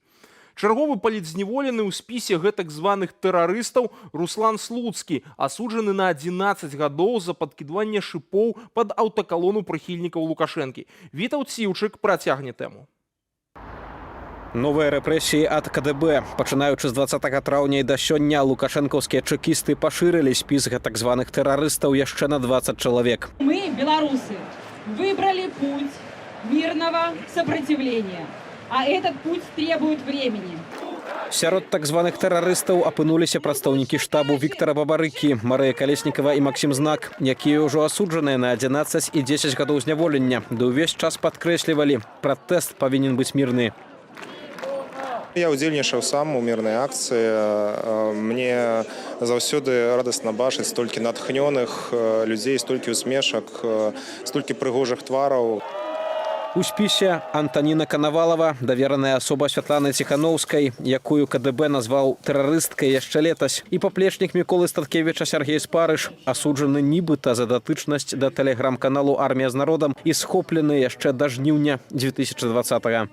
Там есть люди, например, со 130-м артикулом Криминального кодекса Республики Беларусь, то бок это за распальванне нейкай варожасці. Ну, яким бокам распальвання варожасці да тэрарызму, ну, вельмі цяжка нацягваць гэтую салу на глобус. Тэрарызм – гэта тое, што асацыюецца са смяротным пакараннем. Тыдзень таму Лукашенко афіцыйна пастанавіў, што людзей можна будзе пазбаўляць жыцця, цытата, за замах на тэрарызм. Усё гэта не больш не менш, як спроба запужаць беларусаў, гаворыць залучаны раней у спіс так званых тэрарыстаў Павел Латушка. Грамадства не змяніла свой пункт гледжання супраць гэтай дыктатуры, жудаснага рэжыму, які утрымлівае яшчэ ўлады ў Беларусі. І тое, што ён хоча павысіць ступень пагрозы да тых людей, якія будуць гатовы да актыўнай дзейнасці супраць гэтага рэжыму. Залучэнне ў гэты спіс адбываецца па-за судамі, а спрэчыць рашэнне нават фармальна няма магчымасці. Праваабаронца Александр Буракоў зазначае, акты фізічнага пратэсту нельга кваліфікаваць як тэрарызм, як, напрыклад, у выпадку гомельца Андрэя Паднябённага. Я думаю, што гэта якраз таки робіцца, таму што, ну, відавочна, проста нейкая лухта. Калі там чалавека, напрыклад, ну, альбо там за прыбіць школу аб'яўляецца тэрарыстам, альбо там, як у выпадку з Алесем Нагела, калі ён там пакінуў 13 каментароў у нейкім чаце, там у смартфонскім, там абразіў міліцыянеру, ну, гэта таксама не тэрарыст. Апошняе пашырэнне спісу КДБ, як і працэс супраць групы Аўтуховіча, гэта працяг размывання слова тэрарызм прадстаўнікамі рэжыму. На думку аналітыка Пятра Рудкоўскага, Лукашенко хоча паказаць Пуціну, што ён трымае сітуацыю ў Беларусі пад поўным кантролем. Рэпрэсіі такога ўзроўню могуць працягвацца ад паўгода да некалькіх гадоў, але у любы момант можа пачацца калапс ці па прычыне таго, што Масква губляе свае пазіцыі, гэта таксама перспектыва цалкам рэальная, яна хутчэй за ўсё не за гарамі. Это вельмі важны фактор. Да таго ж у публічнай прасторы гучыць усё больш меркаванняў. Мірны пратэст, прыхільнікаў якога лукашэнкаўцы называюць тэрарыстамі, можа змяніць сваю форму. В першую чергу будут выпущены политвязни, политзневолены. И те, кто будут заминать этому, они будут просто знищены, они будут забиты. И вот гэты посыл гэта до беларускіх амапаўцаў. І да тых вертухаев, якія, магчыма, зараз здзекуюцца з беларускага народа, з беларускіх палітвязняў. Вітал Ціўчык, Белсат. Вы памятаеце, мы до вас прыйдзем. Трывае здушэнне беларускага прафсаюзнага руху. З арэнднага офісу выселілі нізавую арганізацыю беларускага незалежнага прафсаюзу «Нафтану» у Новополацку, якую раней пазбавілі рэгістрацыі. Арэндадаўца разарваў умову найму. У галоўным жа офісе беларускага незалежнага прафсаюзу ў Салігорску адбыўся ператрус. Працаўнікі КДБ з Менска учынілі ператрусы ў кватэры ды офісе Александра Мішука, старшыні суполкі беларускага незалежнага прафсаюзу на Беларусь-Каліі. Самога прафсаюзнага лідара затрымалі. Старшыню беларускага незалежнага прафсаюзу Максіма Пазнякова затрымалі тыдзень таму, а хваля ператрусаў і затрыманняў актывістаў незалежнага прафсаюзнага руху пачалася 18 красавіка. Тады цягам 2 дзён затрымалі шэраг актывістаў у розных гарадах Беларусі. Частку адпусцілі па адбыцці імі 10 сотняў. 10 прафсаюзных лідараў і актывістаў дасюль за кратамі. Былога байца беларускага спецназу Юрыя Гараўскага, які прызнаўся ў датычнасці да эскадронаў смерці, будуць судзіць у Швейцарыі. Прокуратура Швейцарии выставила Юрию Гараўскаму обвинавачивание ў неаднаразовым выкраданні людзей і запрасіла ему год пазбаўлення волі і 2 гады умоўна. Сам ён настойвае, каб працэс быў закрытым. У канцы 2019 года Юрий Гараўскі прызнаўся ў саўдзеле ў выкраданні і забойстве палітычных апанентаў Лукашэнкі Юрыя Захаранкі, Віктора Ганчара ды Анатоля Красоўскага ў 1999 годзе. У інтэрв'ю Deutsche Welle былы спецназавец дакладна апісаў, як забівалі апанентаў Лукашэнкі. Ён падаў прозвішчы іншых саўдзельнікаў. Гараўскі атрымаў палітычны прытулак у Швейцарыі. Захоп украінскіх земляў і гэтак званая спрошчаная паспартызацыя на часова акупаваных тэрыторыях Украіны. Расія спяшаецца замацаваць за сабою занятыя тэрыторыі, а з іншага флангу спрабуе любымі спосабамі аслабіць санкцыйны ціск на сваю эканоміку. На гэта кіраўнік МЗС Украіны адказаў на форуме ў Давосе. Перш як адмяняць санкцыі імём харчовай бяспекі, наведайце Украіну і паглядзіце на трупы нашых дзяцей. Юлія Цельпук з падрабязнасцямі. Военнослужащие народной милиции ЛНР продолжают активные действия по освобождению родной земли. У сюжете, нібыта знятым на северодонецкім кірунку, расійскія войскі штурмавалі пусты будынак, высмеиваюць акупантаў украінскія медыі. Аператор фільму нават не спрабуе хавацца ад агню ў адказ, бо ніхто не адказвае, пасля чаго баевікі рапартуюць. В ходе наступления народная милиция ЛНР освободила еще один населенный пункт. Літва накіравала ва ўкраіну чарговую вайсковую дапамогу на суму 15,5 мільёнаў еўраў, каб дапамагчы ёй вызваліць Украіну ад расійскага войска. Бо апетыты захопнікаў растуць. Калабарацыянісцкая адміністрацыя Запорожжа заявіла пра план далучыць вобласць да Расіі. Толькі мінулую ноччу па Запорожжы выпусцілі 4 ракеты, што не надта заахвочвае людзей змяніць грамадзянства. Ехал за людьми утром рано на конечную остановку. Получился взрыв, и все летело с крыши и разбило автобус. Найбліжэйшы тыдзень будзе вызначальным для Луганскай вобласці, мяркуе кіраўнік абласной ваеннай адміністрацыі Сергей Гайдай. Акупанты імкнуцца да мяжы з Луганскай вобласцю. На ўскраінах Северодонецку цяжкія баі і адпаведная сітуацыя. На горад скідваюць авіябомбы, б'юць градамі і смерчамі, абстрэльваюць артылерыяй. Кіраўнік Северодонецкай раённай дзяржаўнай адміністрацыі паведаміў Белсату. Ситуация сложная с точки зрения гуманитарной составляющей. Много людей остаются в Северодонецке, фактически жизнь под обстрелами. Каждый день до 10 человек погибает гражданских, такое же количество примерно раненых. Гуманітарныя калідоры па-ранейшаму працуюць скрозь перыядычныя абстрэлы. Паміж Лісічанскам і Бахмутам украінцы праводзяць эвакуацыю толькі спецтранспартам, МНС і паліцыі. Цывільныя аўтамабілі не выязджаюць. Враги не отказываются от того террора, которым они брали, скажем так, Рубежное, Попасную, Мариуполь. То же самое сейчас происходит и в Северодонецке. Расія ўзмацніла ракетныя абстрэлы паўднёвых вобласцяў Украіны. Сёння ўначы ракетныя ўдары нанеслі па Крывым Розе, Харкаве, Пакроўску, Краснаполлі. Абстрэлы ў Краматорску, Лімане і Северодонецку былі несупынныя. Расійцы сёння паказалі, як размініруюць узбярэжжа Марыуполю і зрабілі заяву датычную украінскага гораду, узятага імі пасля 3 месяцаў аблогі. В освобожденном от украинских боевиков городе Мариуполь Донецкой Народной Республики завершены мероприятия по разминированию и демилитаризации морского порта, который начал функционирование в повседневном режиме.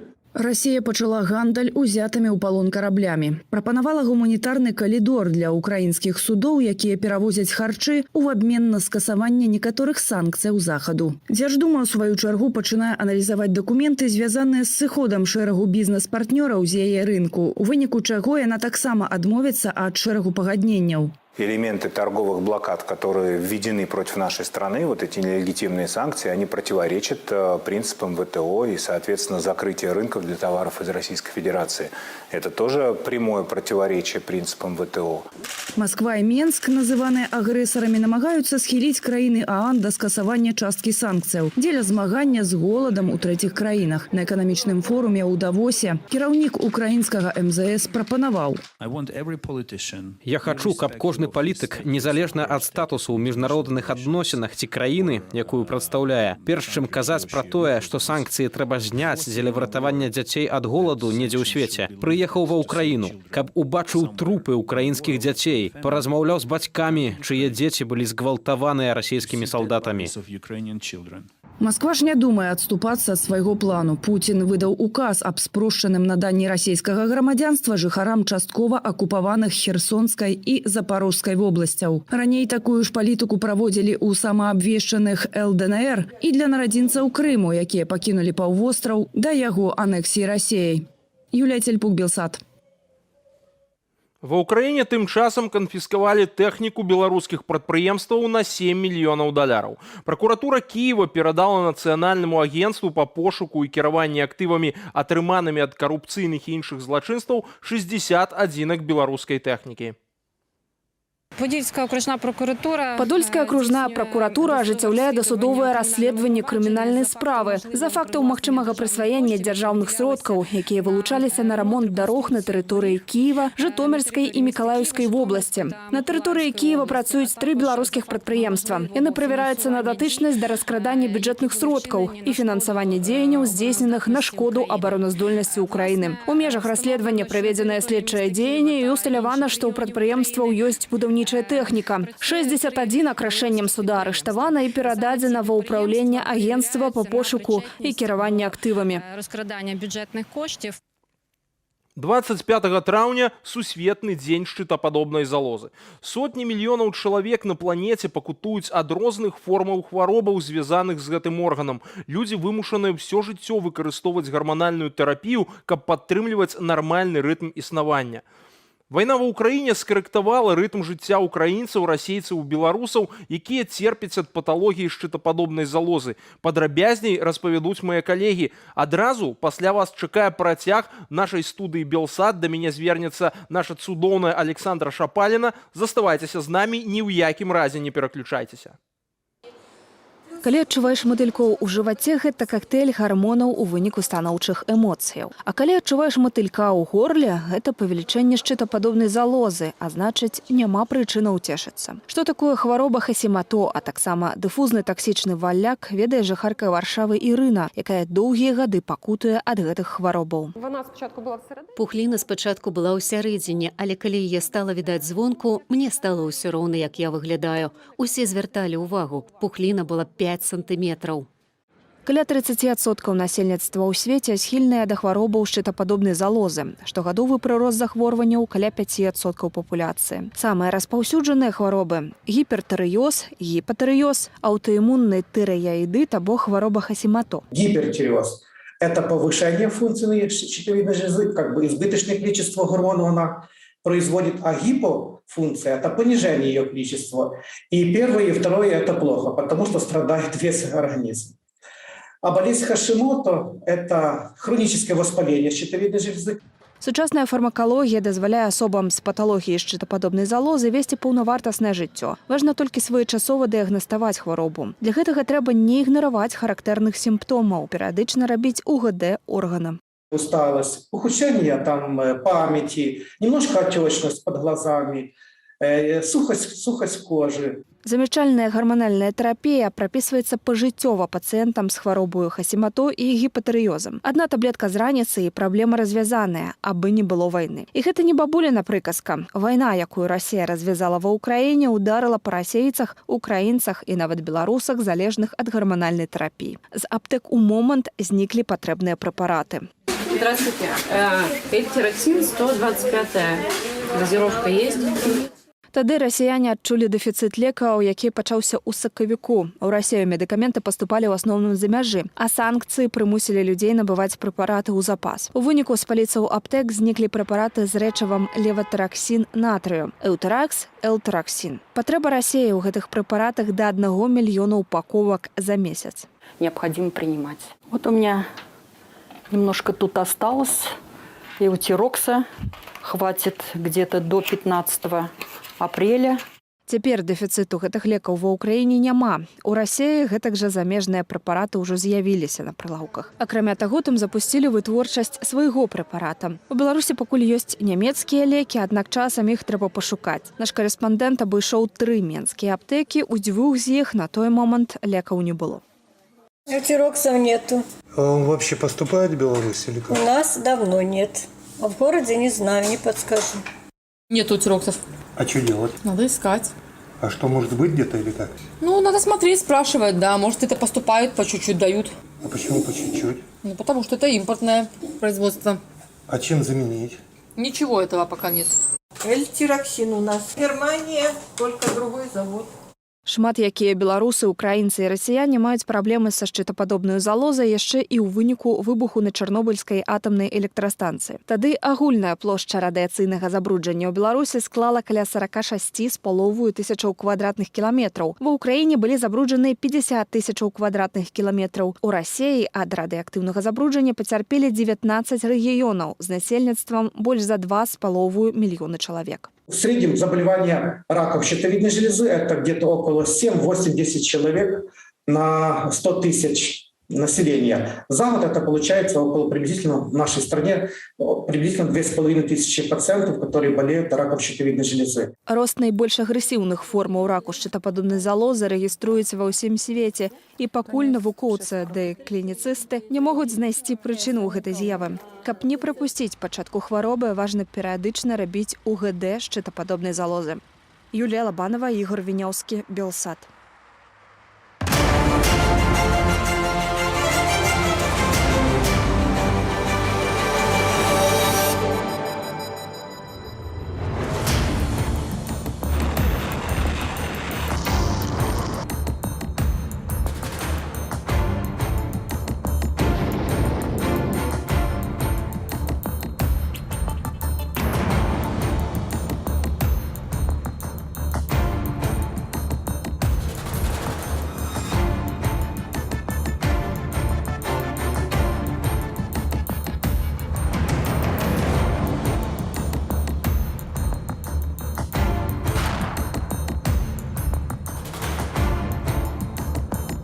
Белсат продолжает свой прямой эфир о войне, которую развязала Россия в Украине. И для вас в студии сейчас работает мой коллега на белорусском языке Змитер Мицкевич и я на русском языке Александра Шапалина. И появились новости о том, что новое обращение записал Рамзан Кадыров, который возглавляет один из российских регионов, Чечню. И теперь он угрожает войной не только Украине, но и Польше. А Украина же, по его словам, уже закрытый вопрос. Давайте послушаем это обращение Рамзана Кадырова.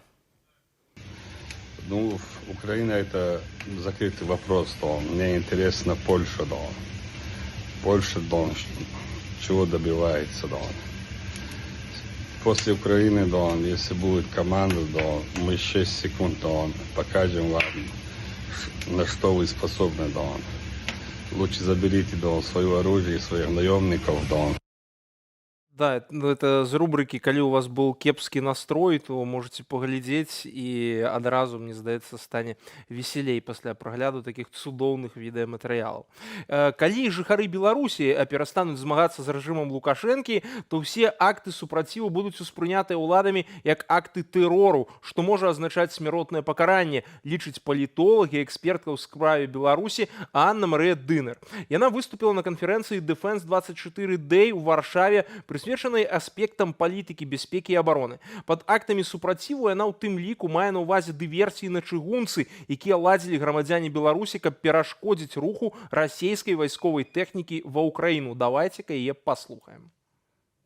Фактически этой системы безопасности, которую мы знали еще до февраля, уже не существует. Как она будет выглядела, очень сложно сказать, потому что мы еще не знаем, какие будут результаты, итоги войны. Все зависит от людей, от белорусов, от их решения, что дальше с политикой этой страны, что дальше с властями этой страны. Это первый вопрос. Второй, конечно, это политика России, политика Москвы. Настолько Москва, например, может оказаться слабой страной, которая не сможет уже повлиять тоже на все окружающие страны.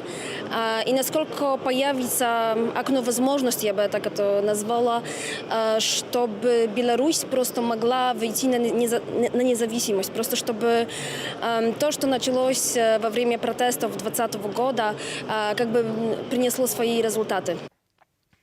А тем временем Польша готовит изменения в закон о помощи беженцам из Украины. Об этом рассказал вице-министр МВД Польши и уполномоченный правительства по делам беженцев из Украины Павел Шефернакер. Сообщается, что новый документ должен сделать более гибким рынок труда для беженцев из Украины, улучшить возможность украинцев посещать курсы польского языка и создать пункты дошкольной подготовки для украинских детей.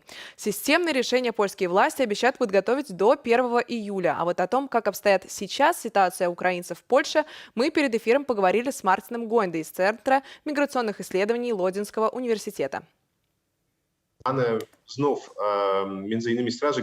Как сообщает пограничная служба Польши, а также Верховный комиссар агентства ООН по делам беженцев, среди тех более 6 миллионов человек, которые покинули Украину с момента начала полномасштабной войны, уже 1/3, это около 2 миллионов человек, вернулись в Украину в связи с условной стабилизацией ситуации. Да, война продолжается, но украинцы возвращаются преимущественно в западные регионы страны, где ситуация стабильнее.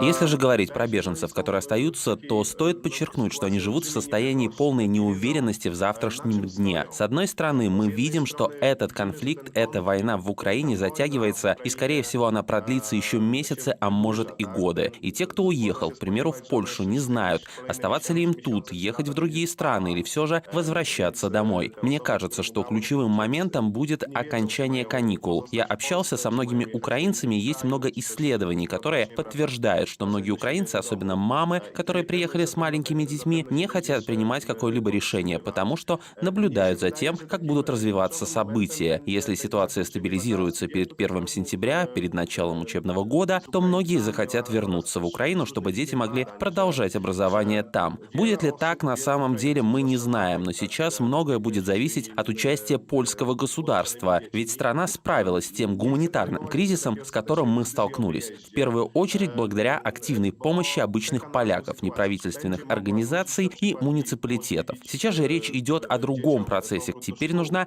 интеграция и помощь. Польские власти уже сделали шаги в этом направлении, учитывая хотя бы спецзакон, позволяющий украинцам работать, получать образование и просто жить в Польше. Но это лишь первый шаг.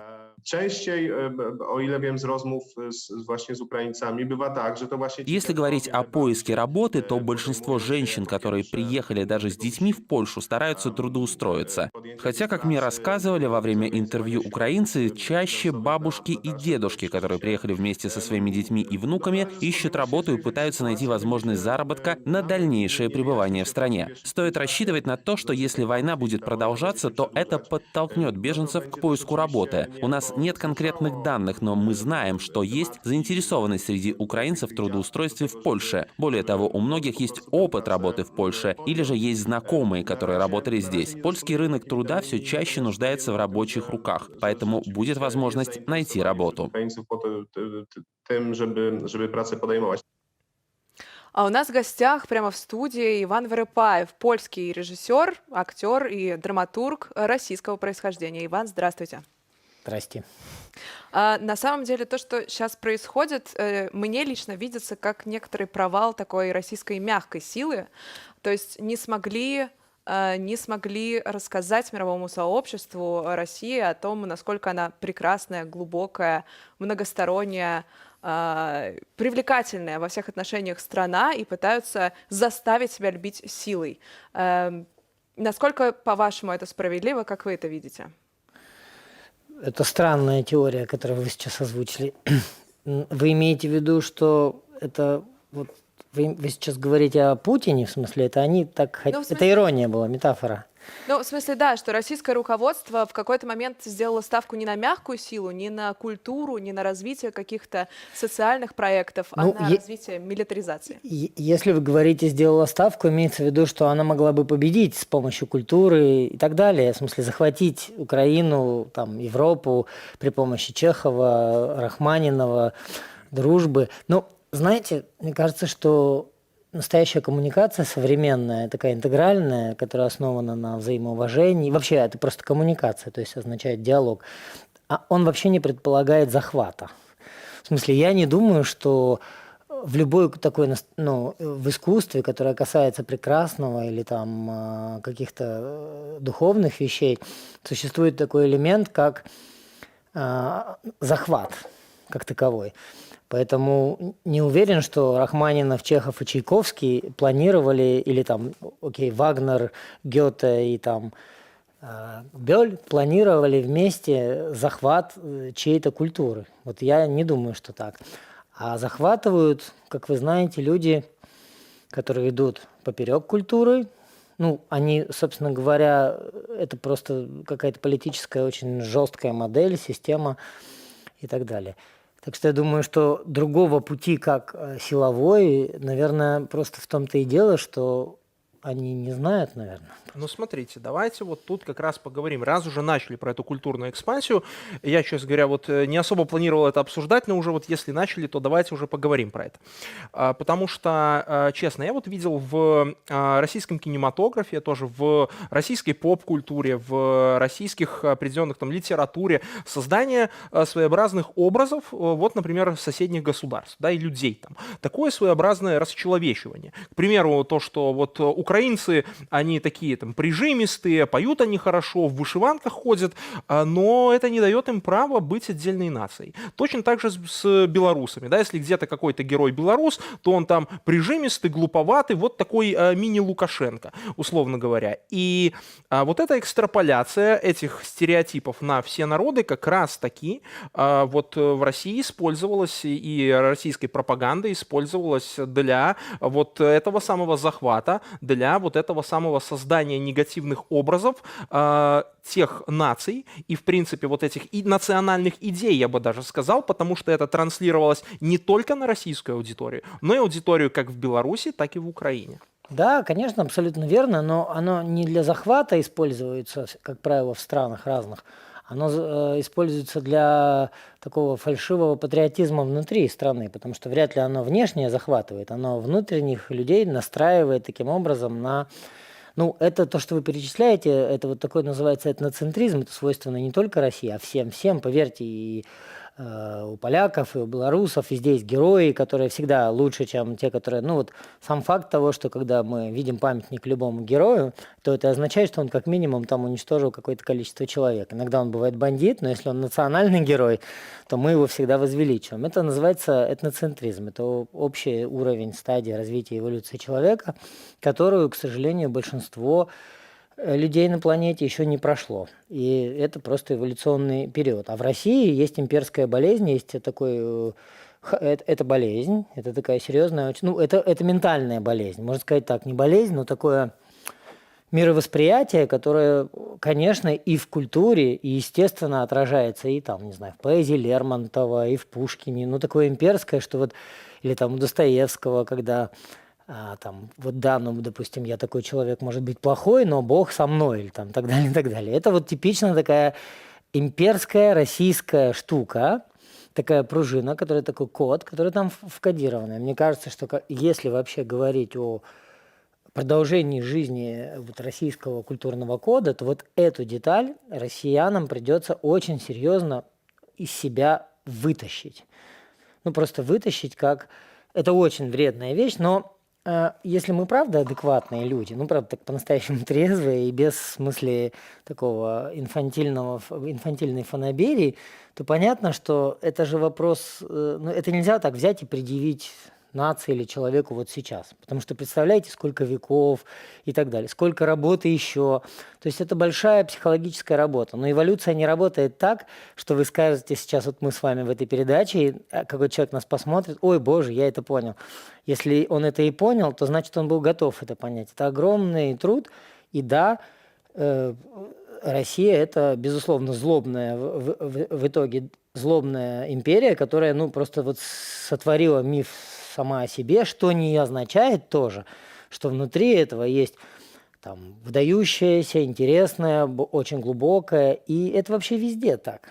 В смысле, почти везде. А вас, когда этот имперский нарратив, когда это пропаганда через культуру, ну, особенно вот в масс-культуре, да, вот эти все фильмы типа «Десант атакует», вот и все остальное, в какой момент вас это начало накалять? «Десант атакует» — это что? Ну, вот, условно говоря, все эти фильмы про российских спецназовцев, да, я вот, не видел ни одного, ну, никогда которые там спасают мир вечно от различных террористов. Я, в отличие от вас, никогда не видел российских фильмов про десант, клянусь. Я не есть потребителем этого контента. Это, наверное, какой-то такой класса С, да, контент или на телевидении. Мне в голову не приходило такое посмотреть, но я думаю, что вот это вот нагнетание, ну, то есть понятно, что это все фальшивые ценности. Это вообще этноцентризм, это означает, когда у человека нет действительно более глубокого контакта со своей какой-то сущностью, со своим переживанием, с чем-то таким своим настоящим, Конечно, его потребность к существованию выражается в цеплянии за внешние символы, там флаг, народ, так далее, так далее, так далее.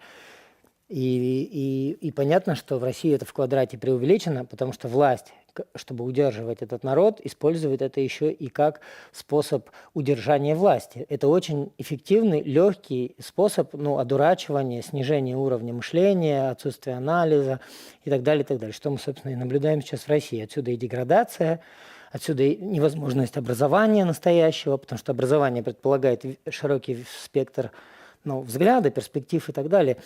Это большая проблема, она свойственна многим странам, там, и арабским, и Ирану, и странам Африки, всем развивающимся, так или не менее странам, даже более развивающимся, например, Индии, она тоже в полной мере свойственна. И вот это большая проблема. А что с этим делать? Это такая эволюционная эдукация по-польски, эволюционное образование. Что делать? Нам нужно всем, кто это понимает, кто уже находится на таком мироцентрическом уровне развития, работать над этим именно способом коммуникации, диалога. Это точно не сработает ответное насилие, 100%. То есть это большая ошибка отвечать агрессией. То есть если этих людей принудить быть демократами, это самое глупое, что может быть. Хорошо, откуда тогда в Западной Европе взялась вот эта вот любовь к российской вот этой вот экзотике, да, и многие даже пробуют в условном Достоевском, да, вот в этой имперскости искать какой-то шарм, многие им восхищаются, пытаются его понять, как-то там переработать. Почему это экзотика? Это гениальный писатель, который Достоевский, один из лучших в мире, наверное, входит, в 5 самых лучших на планете писателей, пока что непревзойденных. Так же, как Толстой. То есть это не экзотика, это человек, который умудрился так, имея такой гений, так сопоставлять характеры. Там очень большая глубина у Достоевского. А мы путаем это с тем, в какое время и эпоху это было написано. Это было написано в эпоху расцвета, так называемого вот этого синего уровня этноцентризма, который и так не прошел. Это же определенная эпоха. И у Мицкевича, почитайте польский романтизм, Осинкевич и так далее. У каждого народа есть что-то, что воспевает всегда этот народ. И сегодня будут такие. И сегодня есть писатели, которые будут писать, воспевая то, что сейчас происходит, героев современности и так далее, что потом, через какое-то время, будущим поколениям покажется, наверное, чуть-чуть перебором. Но главное, есть ли за этим стержень и суть. У Достоевского есть стержень и суть. И я это еще говорю и потому, что я, признавая величайший гений этого писателя, не являюсь поклонником очень давно его. Достоевский не мой писатель, я не читатель. У меня другие я не могу эту патологическую штуку перерабатывать. Но то, что это непревзойденный великий писатель, и то, что это, конечно, никакая не экзотика и не имперский только рупор, это, естественно, так. Но это тут я пример привел, почему вот имперские различные вещи находят отклик в Западной Европе. В какой? Во Франции, например. Франция всегда... Вы очень большие темы поднимаете. А я небольшой еще знаток на это. Я так понимаю, что Франция — это вообще страна, которая всегда была немножко левой. Правда? Она такая... А коммунизм, помните, он был вначале слева. Он сейчас перешел вправо, но он был всегда слева. Это всегда очень интересно, было романтично. Французы коммунисты, что скрывать. Французы очень лояльно относились к СССР. Они вообще очень, им эта вся риторика вот этой их широкой демократической республики тоже переносится на вот такое. Я не знаю, я не знаток Франции, у меня, правда, очень много друзей, и пьесы мои ставятся во Франции, и есть друзья у меня во Франции, я так с ними разговариваю. Это тоже не так, что есть какая-то одна Франция, или что-то. Я думаю, что вот сейчас вот эти трагические события, эта страшная война, безусловно, внесет такое огромное и, мне кажется, позитивный корректив в то, что, искусство искусством, а что правда за этим стоит. И вот сейчас будет проверка. То есть все вот эти фальшивые, действительно, вы правы, такие имперские такие. Сама идея империи – это уже пошлость, потому что, какая империя? Сейчас мир совершенно по другим принципам начинает выстраиваться. Но при этом мы видим, что в России все равно достаточно колониальное общество. То есть и оптика, в которой она существует, несмотря на то, что огромное количество регионов, огромное количество народов, очень разных, с очень разной культурой, но все равно это все составляет как будто такую одну большую русскую культуру, которая берет в себя все самое лучшее и вытягивает как будто бы все соки из, не знаю, из какой-нибудь кавказской культуры. Ничего она не вытягивает. Вы правда так думаете? Люди, которые вот, там, не знаю, были в ссоре, вот в таких трагических ситуациях, как Буча и так далее, это люди, которые не прочитали, конечно, никаких книжек, плохо говорят по-русски, никогда в жизни не знают ни музыки российской, ни культуры, ничего. Общаясь с этими людьми, это люди, которые находятся очень далеко от вообще какой бы то ни было культуры или очень низкого уровня развития. Это, как правило, бедные люди, находящиеся в чудовищных, и психологических, прежде всего, условиях. Вот, например, я сам из Сибири, я в Бурятии рос, и вот я знаю, что в некоторых городах, в том числе Буча, были там бурятские ребята, так я прекрасно понимаю, я каждое лето проводил с бурятами. Простите, пожалуйста, это действительно очень сложно. Не знаю, понимают ли здесь, какой уровень там вообще взаимоотношений, коммуникации и так далее. И культура там, к сожалению, просто не дошла, а не то, что она их воспитала. Это не Рахманинов их сделал такими, это отсутствие Рахманинова. Иван, на самом деле это очень большая и должна быть долгая дискуссия, но, к сожалению, должны прерваться. Спасибо вам большое, что смогли к нам прийти в студию. С нами был польский режиссер Иван Воропаев, российского происхождения. А мы двигаемся дальше. А теперь наш коллега Олесь Сільч распавядзе ў аглядзе міжнароднай прэсы, як еўрапейскія медыа падаюць падзеі вакол Украины. Вашей увазе. Приветствую из Брюсселя. Начнем наш блиц-обзор европейской прессы с немецкой Frankfurter Allgemeine Zeitung. Газета публикует свой ежедневный обзор о событиях в Украине статьей «Украинская армия с трудом сдерживает атаки России». Газета цитирует слова президента Зеленского, согласно с которыми Россия всеми имеющимися силами хочет наладить безопасный морской проход из захваченного украинского порта Мариуполь. Поскольку агрессивная война России против его страны идет уже 4-й месяц, сообщает газета, президент Украины возобновил запрос на тяжелое вооружение, такое как реактивная артиллерия, танки или противокорабельные ракеты. Газета подчеркивает, что Германия наряду с другими странами уже поставляет Украину тяжелое вооружение, такое как, например, батареи гаубиц «Панцер», гаубицы 2000, готовые обеспечить буквально ковровые бомбардировки позиций и колонн противника, но поставки, считает газета, должны быть по-любому увеличены в самое ближайшее время. Отдельный абзац обзора газета посвящает своему бывшему канцлеру Герхарду Шрёдеру, которого ранее частенько обвиняли в связях с Россией и личной дружбе с Путиным, который четко дал понять, что не хочет занимать место в Совете директоров российского энергетического гиганта «Газпром». Шрёдер написал в интернет-портале LinkedIn, что он давно отказался от выдвижения своей кандидатуры, а также проинформировал об этом компанию. Переходим к британской The Guardian. Сегодня она публикует статью под названием «Я никогда не вернусь.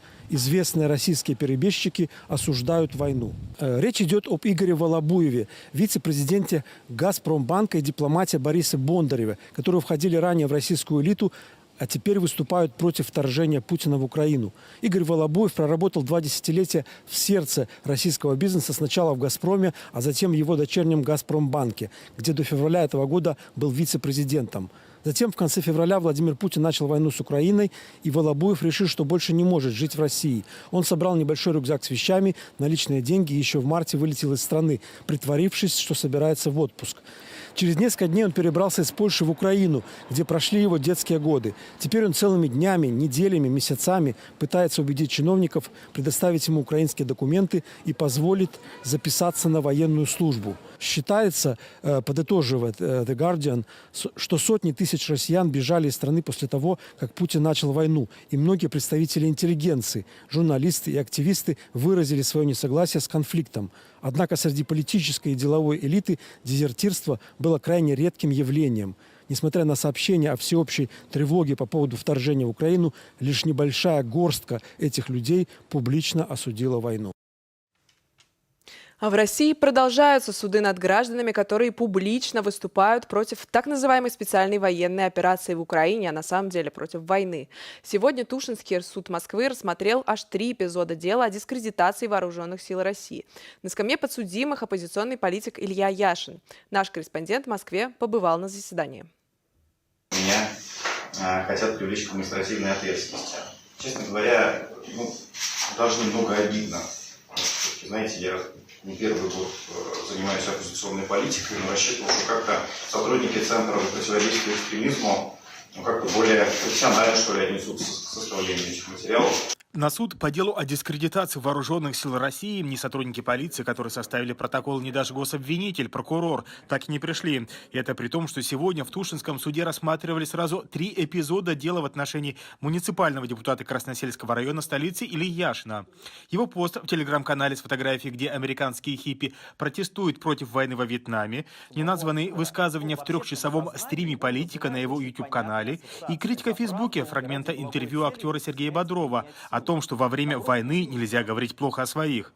Решение суда по всем 3 эпизодам одинаковое. Признать Яшина Илью Валерьевича виновным в совершении правонарушения, предусмотренного частью 1 статьи 20.3 КОАП РФ, назначить ему наказание в виде административного штрафа в размере 30 тысяч рублей. Поддержать оппозиционного политика пришли десятки людей, среди них и жители района, и другие муниципальные депутаты.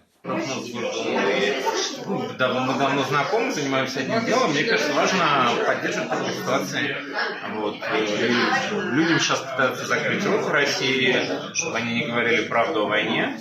Вот. И я один из тех людей, который это смело открыто говорит. Он говорит правильные вещи. И сейчас он находится под очень большим давлением. Я знаю, что ему нужна и важна наша поддержка. Это мой депутат. Конкретно это депутат нашего района, был главой нашего района. Мы ему очень многим обязаны, поэтому не могли его не поддержать.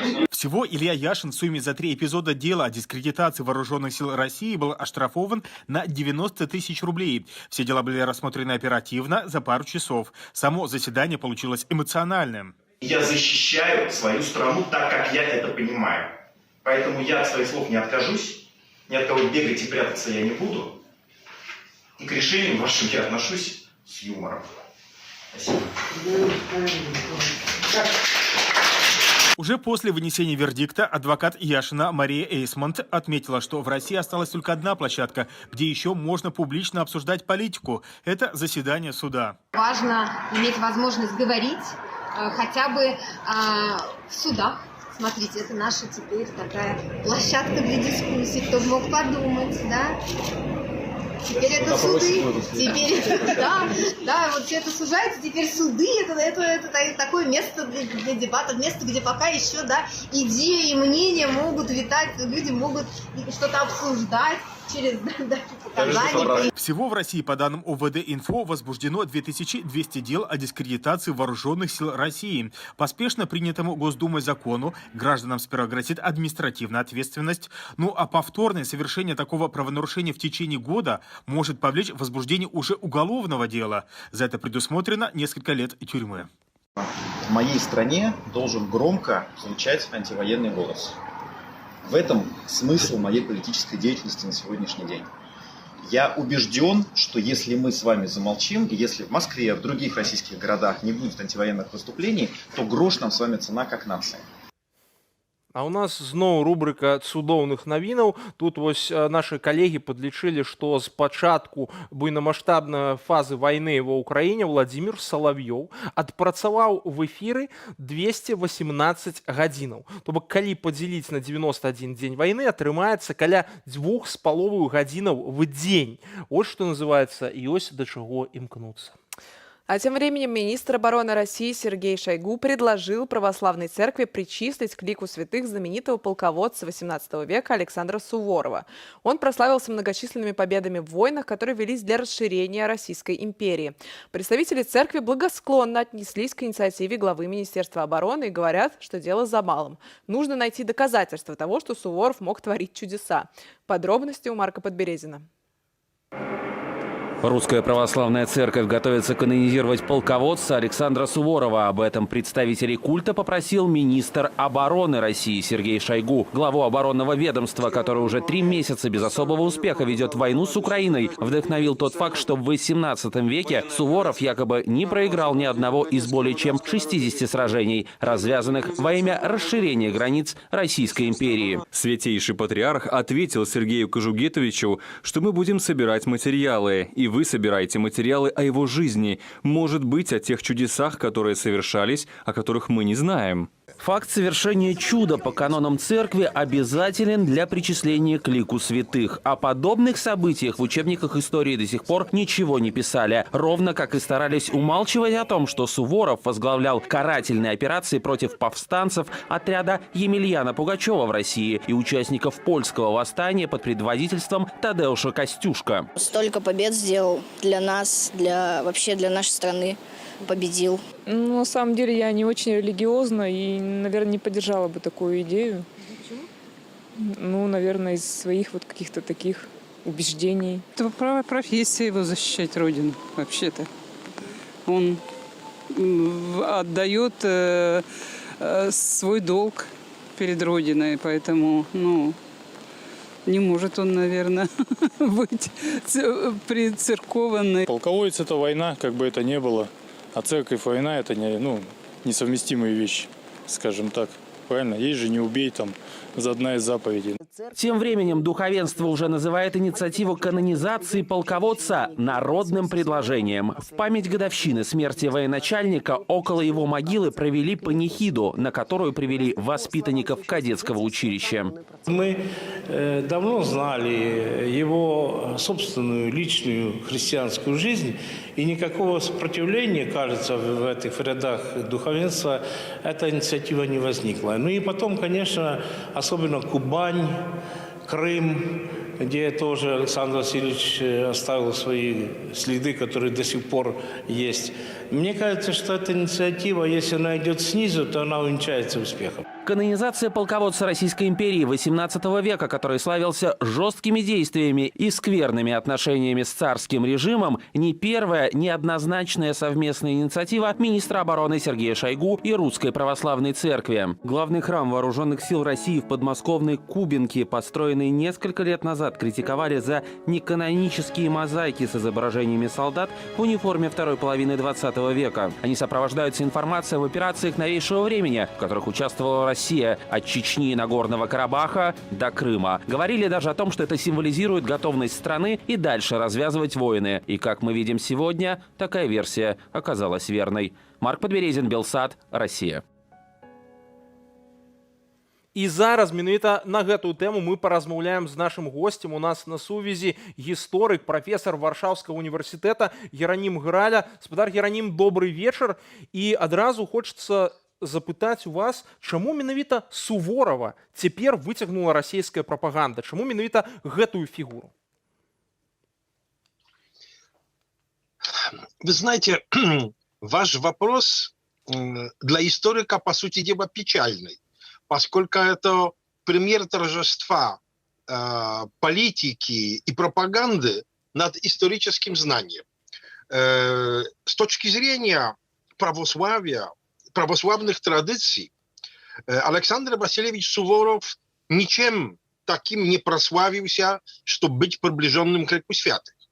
Мы не знаем ничего про его набожную жизнь, про склонность к химничеству, отшельничеству. Мы знаем про его похмелье. Есть замечательное воспоминание из оккупации Варшавы, когда прыгал на стол, набравшись спиртного, и пел как петух. Мы знаем о личном участии в пытках над инсургентами. Мы знаем про его поведение во время резни Праги, когда подталкивал солдат к уничтожению мирного населения. Мы помним гигантскую резню предместья Варшавы, Праги, но тоже помним еще более гигантскую резню населения крепости Измаил. В одном случае 20 тысяч жертв в один день за один приступ, второй раз 30 с чем-то тысяч. Понимаете, по временам 18 века это просто геноцид и Холокост заодно. Ну и еще один такой замечательный момент, о котором, как бы сказать, поборники народного предложения забывают. Особенно ревностные православные ортодоксы. Александр Васильевич Суворов двойной масон. Так что, простите, это звучит как хохот истории. Когда орут про извращение русской культуры и православия Западу, когда орут про плохой пример из Запада времен просвещения, внезапно забывают, что генералиссимус русской армии с 1761 года был членом масонской ложи в Санкт-Петербурге под 3 звездами, да еще в заморской ложе в Кенигсберге под 3 кронами, где прошел все обряды и все тайны. Так что, простите, где мы видим эту святость? Я могу сразу вам ответить. Там, где такие же самые набожные патриоты видят святость Ивана Грозного, которого хотели выдвигать на престол и причислять к лику святых, человека, который был мясником своей церкви и своего народа, который угробил митрополита и уничтожил архимандритов, монахов и епископов. И вот у меня в связи с этим, господар Героним, у меня в связи это с этим просто вопрос. обида для православия русского. И вот оскорбление. И скажите, что тогда с такой личностью, как Суворов, и что, в принципе, с вот этим таким пантеоном делать в свободной России, про которую сейчас тоже много говорят? Это, получается, нужно переосмыслять полностью весь подход к истории, как объяснять роль этого человека для Российской Федерации. То есть вот для россиян, как им его воспринимать? Для нас-то понятно, никто ничего объяснять не будет.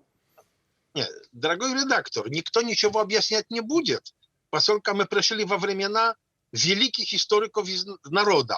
Значит, Мединского, Володина, Нарышкина. Не историки говорят про русскую историю, а российские политики, которые чаще всего просто невежи. Какая роль Суворова для русской религиозности? В конце концов, мы не награждаем его за воинские победы. Мы хотим причастить его к лику святых. Это абсолютно разные вещи. Еще политики доморожденные забывают о одном аспекте. С точки зрения традиций европейских, восточноевропейских евреев, население еврейского Праги Варшавской, это уничтожение поголовное еврейской колонии, еврейского населения Варшавы. Это традиция, которая продолжалась в еврейской литературе, в словной традиции, в рукописях, в миниатюрах вплоть до 20 века. Достаточно посмотреть эти манускрипты из некоторых еврейских библиотек.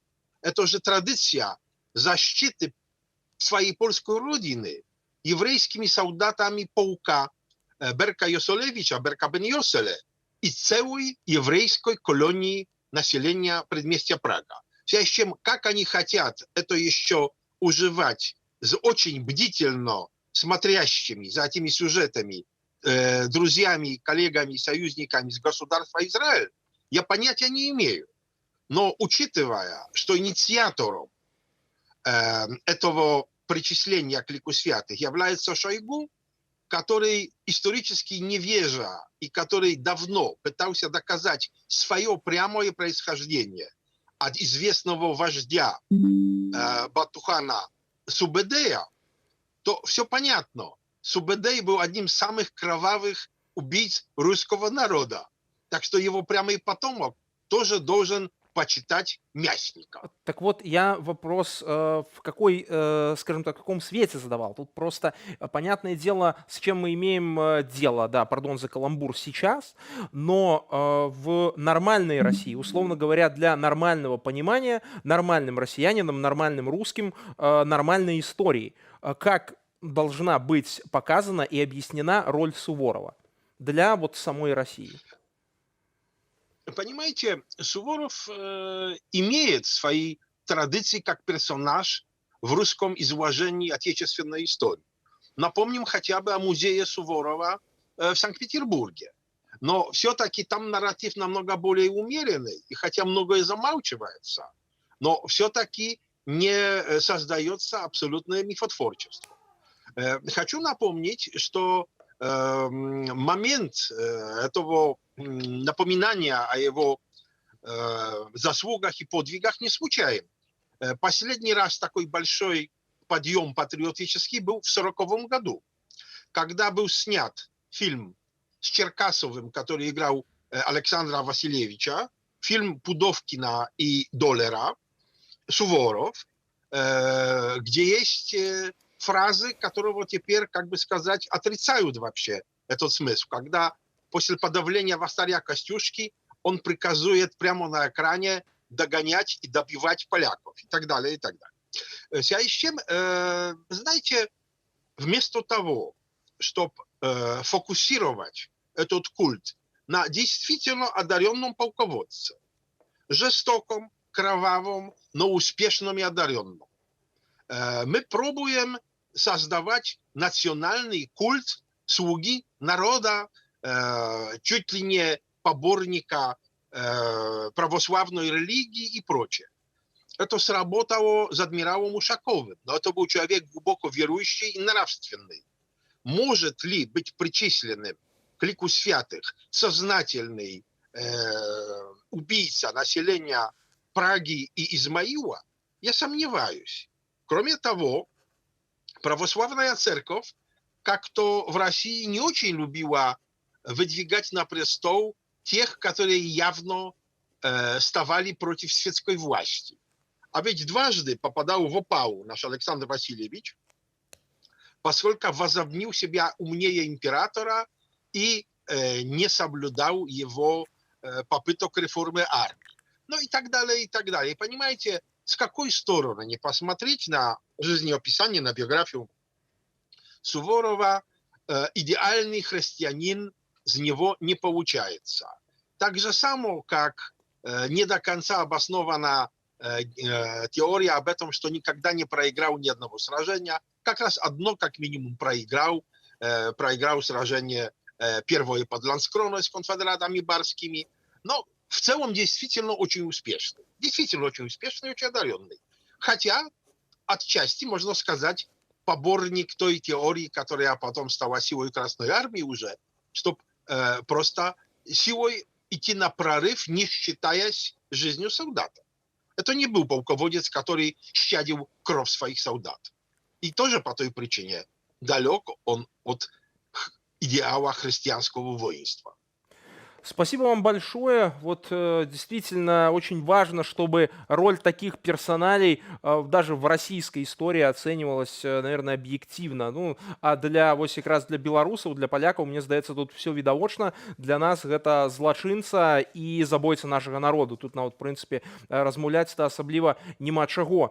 Вось мы, паважанае гаспадарства, зараз з вами вымушаныя развітацца на гэтай ноце. Вы таксама не пераключайцеся. У нас пасля нашага эфіру яшчэ будзе размова Віталя Цыганкова, там, дзе ён таксама вельмі цікавыя рэчы распавядзе. І у нас таксама яшчэ будзе, напэўна, адзін матэрыял мы вам пакажам пасля таго, як развітаемся. Так што, паважанае гаспадарства, заставайцеся з Белсатам, ні ў якім разе не пераключайцеся. Гэтыя 2 гадзіны з вами правялі моя коллега Александра Шапалина по-российску. И Змитер Мицкевич на белорусском языке. И напоследок напоминаем, не забывайте ставить лайки и подписываться на наш канал, а также делиться ссылкой на эту трансляцию. Ну и последний на сегодня материал. В Украине война объединила самых разных людей. В их мирной жизни появились новые обязанности. Об одной из таких историй в нашем сюжете из Киева. А мы на этом с вами прощаемся. До новых встреч. Оставайтесь с Белсатом. Мини-платье, яркая помада и кудрявые локоны. Но это сейчас не про девушку. Я опасался осуждения, того, что будет поступать критика, будут говорить, как ты можешь, это какое-то или извращение, или еще что-то. Артур Озеров, который до войны выступал в ночных клубах под сценическим псевдонимом «Аура», показывает детали, без которых не обходился ни один его образ. Полностью надевается на тело и выглядит максимально правдеподобно. Используется для в киноиндустрии, скажем так. И ключицы видно, полностью все, максимально точности. С началом полномасштабного вторжения России в Украину свое увлечение дрэг-квином пришлось сменить на совсем не театральную форму солдата. Занимаюсь патрулированием территории на протяжении 8 часов для того, чтобы эту территорию, лес, где ранее велись боевые действия на окраинах Киева, не посещали гражданские люди. Люди, которые видели на фотографиях обличье хрупкой девушки, не верили, что Артур мог в один день кардинально изменить свою жизнь и пойти на службу в военную администрацию. Когда они узнали, что под этим образом скрываюсь я и то, чем сейчас я занимаюсь, это приводило их в ступор, потому что они не могли понять, как вообще такое, это правда или это какая-то подстава какая-то, что это какой-то рекламный ход. 33-летний киевлянин открыто говорит, что он гей, но по его словам, во время войны никого не волнует, кто кому нравится. Зато это очень интересует российских пропагандистов, которые даже опубликовали в сети личные данные Артура. Внимания на это он не обращает. Эмоции вызывает другое. Мужчина занимается слесарным делом, поэтому в перерывах между службой приходилось выполнять особые заказы – делать гробы. Эмоциям это сложно описать, поскольку вначале, когда ты сбивал, ты отвлекаешься, думаешь, концентрируешься на том, что это просто ящик, просто куда-то. Но когда каждый день говорят, надо еще, и потом первые кадры после освобождения Бучи и показывают, что там только гражданских больше 450 людей было убито, и ты видишь этих людей, которых хоронят в тех гробах, которые ты делал, это... словами это не передать просто. Профессор-биолог Артур отвлекается от мрачных мыслей на пасеке. У него тут 120 ульев, в которых живут 120 миллионов пчел. И, похоже, им совсем не нравится, что мы возле них стоим. Опять жалят. Или мы отсюда перейдем туда. Пчелы очень агрессивно реагируют на любое темное и волосатое, потому что у них это ассоциируется с медведем и животным, там барсуки и тому подобное, которые ранее всегда любили лакомиться медом. Артур Озеров признается, что первые дни после начала агрессии был как парализован, но потом понял, что не может сидеть дома, когда враг атакует родную страну. Украина выиграет войну. Я в этом уверен, говорит мужчина, и добавляет, что верит в свой народ. Юлия Макаренко, Александр Стратейчук, Белсат, Киевская область.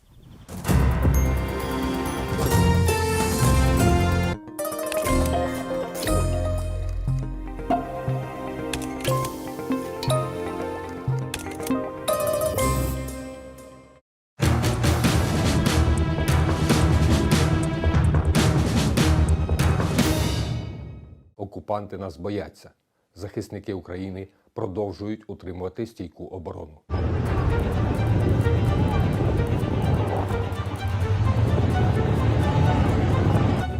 Танки їдуть заднім ходом. Руківська громада не пустила їх в місто Калюжу.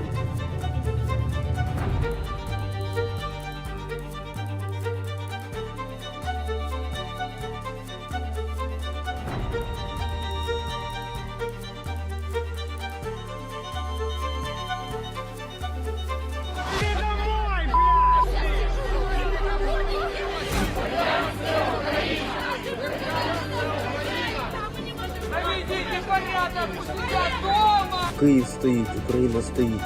Жодного обласного центру не захоплено, жодної мети не досягнено. Весь світ знає. Все буде нормально.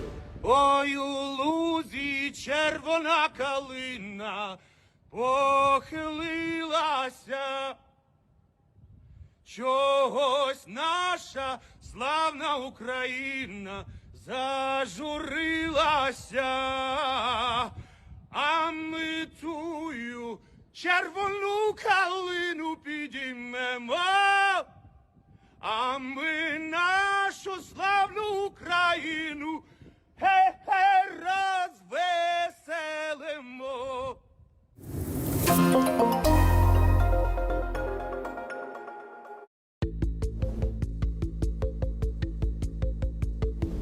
Что поглядеть на Белсате завтра?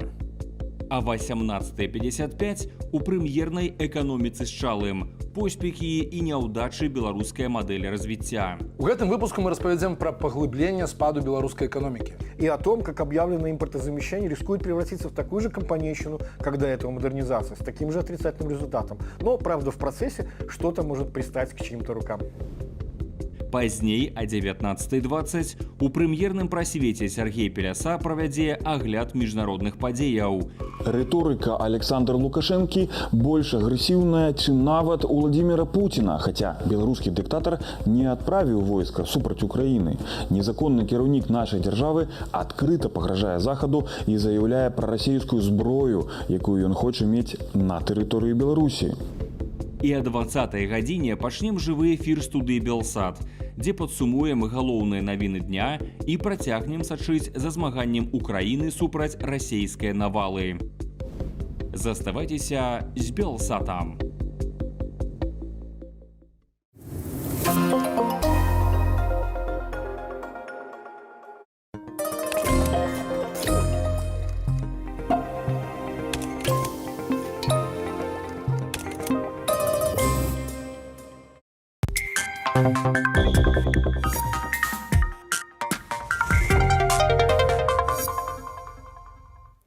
Прывітанне, спадарства, вы ў жывым эфіры Белсату і зараз аналітычная праграма «Размова».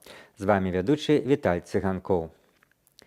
Навошта Крымлём падкідваецца інфармацыя пра магчымы рэферэндум аб далучэнні Беларусі? Здаецца, Менскі ідэальны саюзнік Масквы, але ўсё ж нечым не задавальняе? Як і ў якой форме праяўляюць сваю актыўнасць лабісты Александра Лукашэнкі на Захадзе? Гэта і іншыя пытанні мяркуем сённяшнім госцем размовы.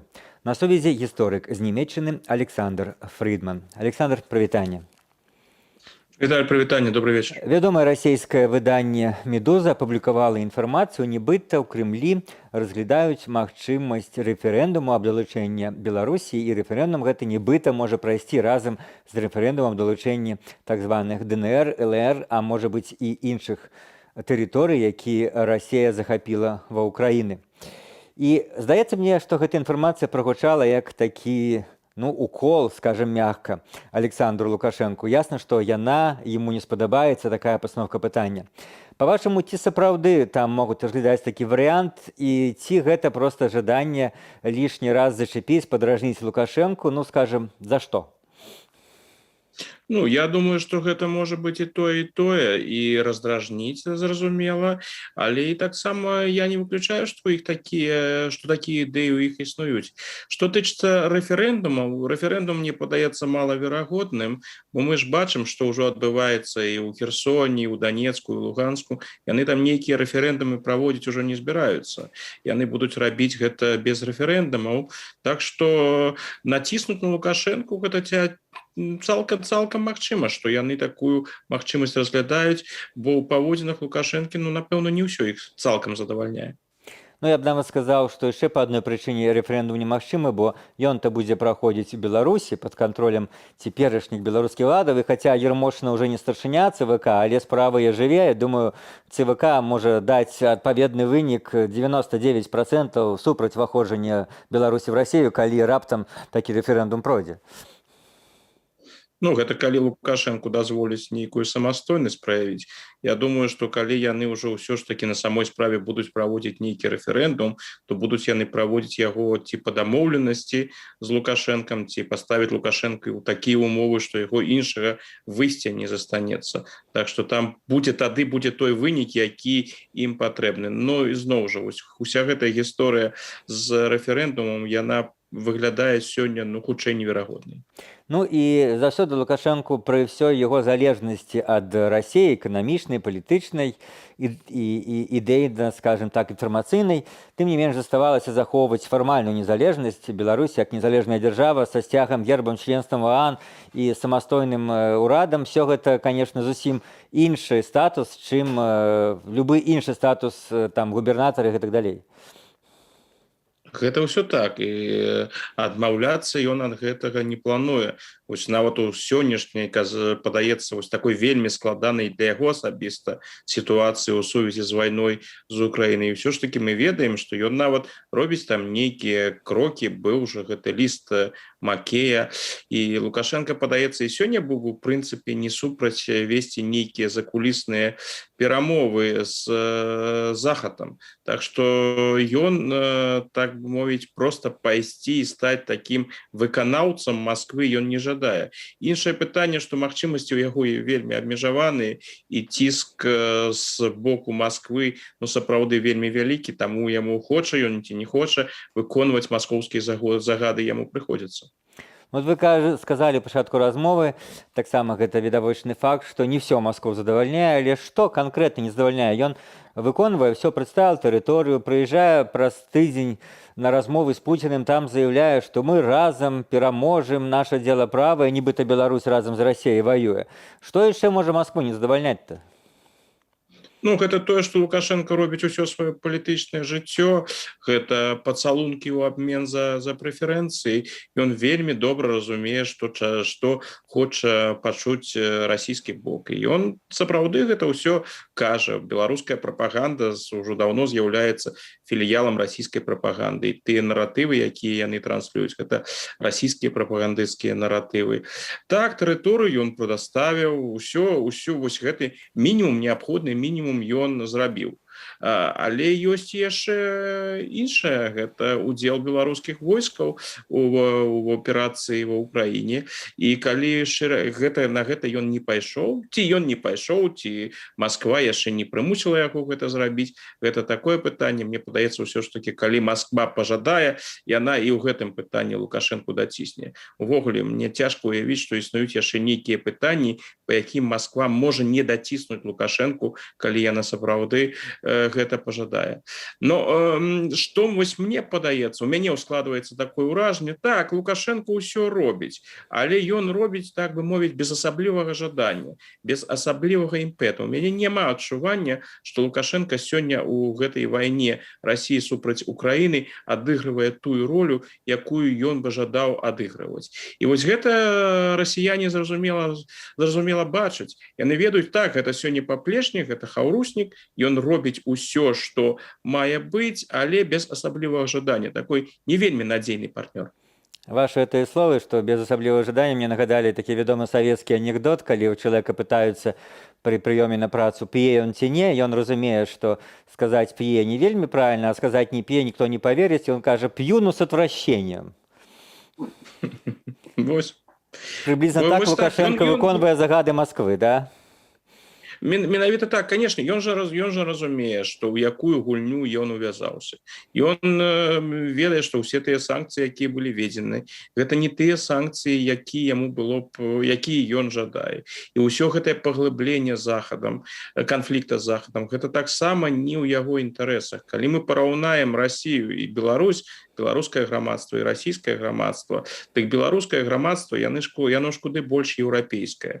І гэты вось разрыў з Еўропай, разрыў з захадам, які ідзе Расія, ён для беларускага грамадства і для беларускага насельніцтва куды больш балючы, чым для насельніцтва расійскай. Лукашенко гэта ведае. І геаграфічна Беларусь знаходзіцца ў Еўропе ў адрозненне ад Расіі. Калі казаць уже пра захад, то вось узнікаюць розныя ідэі, там невядома адкуль яны бяруцца, але вот як апошняя даволі дзіўная, скажем, прапанова украінскі хлеб праз Беларусь. Лукашенко спрабаваў за яе ухапіцца, маўляў, каб не дапусціць сусветнага голаду. Па-вашаму, гэтыя ідэі вылучаюць нейкія лабісты Лукашэнкі на захадзе ці сам беларускі кіраўнік? Я б не сказаў, што гэта робяць лабісты, гэта хутчэй робяць тыя палітычныя сілы ці тыя заходнія палітыкі, аналітыкі, дарадцы, якія жадаюць паслабіць Расію, паслабіць расійскія ўплывы, перацягнуць, так бы мовіць, яны ведаюць, што Лукашенку не перацягнеш на заходні бок, гэта выключана, але паслабіць расійскія ўплывы, паслабіць гэты альянс, зрабіць па меншай меры тое, каб Лукашенко актыўна супраціўляўся таму, каб беларуская тэрыторыя і, магчыма, беларуская армія выкарыстоўваліся ў гэтай вайне. Лукашенку гэта пасуе найбольш, бо ён ведае, што з гэтымі прапановамі ён можа толькі выйграць. Калі атрымаецца рэалізаваць гэты план, палепшацца тады адносіны з захадам, там могуць быць нейкія прэферэнцыі. Калі не атрымаецца, дык ён можа атрымае нешта ад Расіі за тое, што ён не пайшоў на гэтыя прапановы з заходняга боку. боку. Для Лукашэнкі гэта найбольш спрыяльнае становішча. Гэта пашырае яго магчымасці для манёвру. І Лукашенко спрабуе зачепіцца за любую магчымасць, каб ну альбо быць карысным захаду, як у гэтым варыянце з хлебам, ну альбо наадварот, каб стварыць праблему, якую немагчыма было б без яго рашыць, як калісьці ён думал нажыцца на мігрантскай праблеме. Вось зараз яго мігрантская праблема показала, што ён мала што не нажыўся, ён пацярпеў стратэгічным сэнсе паразу, і захад паказаў, што можа, аказваецца, быць з ім цвёрдым, бо толькі так з ім можна.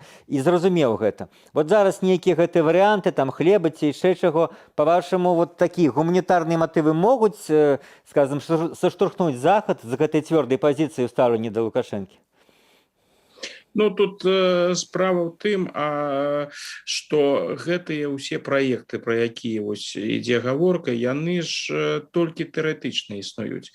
У тым выпадку, калі Лукашенко на самой справе нешта зробіць, ну, гэта можа даць яму пэўныя там прэферэнцыі невялікія на захадзе. Ну, кардынальным чынам адносіны не зменяцца. Бо сваю кардынальную ашыбку Лукашенко зрабіў падчас у першай фазе войны, калі ён прадставіў тэрыторыю Беларусі Расіі і гэтая тэрыторыя выкарыстоўвалася. Таму я лічу, што кардынальна тут нічога не зменіцца. Але калі казаць, ну, сапраўды, не кардынальна, а вось на такім узроўні, што ўсё-такі захад па-рознаму ставіцца да Лукашэнкі і да Крэмля, менавіта, ну, Крэмль галоўны агрэсар, Лукашенко як яго хутчэй памочнік, як яго памагаты, як суагрэсар нават на гэта не цягне, санкцыі розныя. Вот хаця бы ў гэта Лукашенко можа вчапіцца, каб хаця бы такая градацыя была, што ён агрэсар ніжэйшага рангу. Ну так, гэта так. І Лукашенко, ён жа змагаецца не толькі за сваю палітычную будучыню, ён і за ўласную будучыню змагаецца. Ён разумее, што як бы гэтая вайна не скончылася, ці дасягне Расія сваіх мэтаў, ці яна прайграе гэтую вайну, для Лукашэнкі ў любым выпадку пачнуцца вельмі цяжкія часы. І таму ён ужо сёння актыўна працуе над тым, каб увогуле атрымаць нейкі шанец у гэтую пасляваенную эпоху. Но я думаю, што яго ўсе намаганні марныя. Ён ужо галоўную памылку, мне падаецца, ён зрабіў, і гэта памылка была ў пачатку вайны. Александр, вы з намі размаўляеце з Германіяй, зараз актыўна, ну, перш за ўсё, вот гэтыя слупы Германія і Францыя прапановваюць розныя варыянты, якія выклікаюць, ну, скажам, даволі негатыўнае стаўленне ў украінцаў, варыянты нейкага замірэння з Пуцінам, аддаць яму малое, каб ён задаволіўся гэтым. Як вот в Германіі дыскусія вакол гэтых прапановаў выглядае? Ну, афіцыйна з нямецкага боку пакуль такіх прапановаў не было. Пакуль жа гаворка ішла толькі пра Францыю. Так, Михаил Падаляк казаў, што былі іншыя еўрапейскія краіны, якія выказваліся. І гэта досыць празрысты, канешне, намёк на Германію, но пакуль як такой афіцыйнай інфармацыі не было, што такія прапановы сыходзілі з нямецкага боку. Так, у нямецкім палітычным, не палітычным, у нямецкім публіцыстычным, хутчэй, дыскурсе гэтая тэма прысутнічае. Гэта такія разважанні на тэму, як гэтую вайну можна скончыць, што трэба знайсці нейкі кампраміс. Тэма прысутнічае. Але як выглядае гэты кампраміс, ну, ніхто, уласна кажучы, не ведае. І сур'ёзных палітыкаў, якія б сказалі, што Украіна павінна аддаць нейкія тэрыторыі, на дадзены момант такіх палітыкаў няма. І з гэтага пункту гледжання можна ўсё-такі сказаць, што пазіцыя Германіі ў гэтым сэнсе адрозніваецца ад французскай, і новая кааліцыя, ну, не можа дазваляць тую пазіцыю, якая была, скажам, у спадарыні Меркель. Скажем так, я б сказаў так, сённяшні нямецкі ўрад не можа сябе дазволіць агучыць такія патрабаванні. Ён жа вельмі такі розны. Ёсць і зялёныя, ёсць і лібералы, якія моцна падтрымліваюць Украіну, асабліва зялёныя. Ёсць сацыял-дэмакраты, якія паводзяць сябе больш стрымана. Таму так, падтрымка, ну, вербальная падтрымка, гуманітарная падтрымка, пэўным сэнсе падтрымка з зброі, хаця б магло быць куды больш на самой справе, яна прысутнічае. Што тычыцца канцлера Шольца, то ён выкарыстоўвае вось такую формулу досыць супярэчлівую. Путін не павінен выйграць. Ну, але што азначае Путін не павінен выйграць? Ён жа не кажа, Путін павінен прайграць, ці Расія павінна прайграць.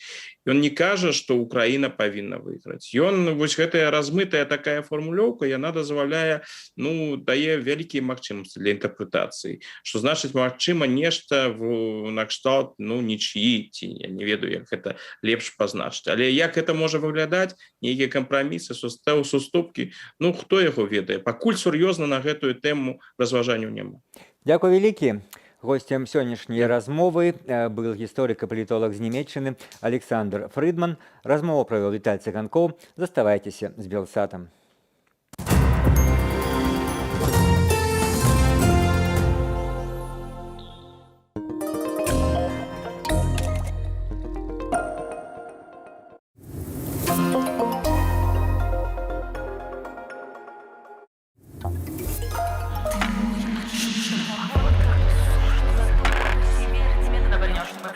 Полина Добровольская, акторка, чей талент был высоко оценены у белорусских КДБ до милиции. Меня задержали вместе с братом 29 августа в троллейбусе после женского марша. Доставили в РУВД и составили протоколы за участие в несанкционированной акции. Мне дали 12 суток ареста, брату 15. Провела месяц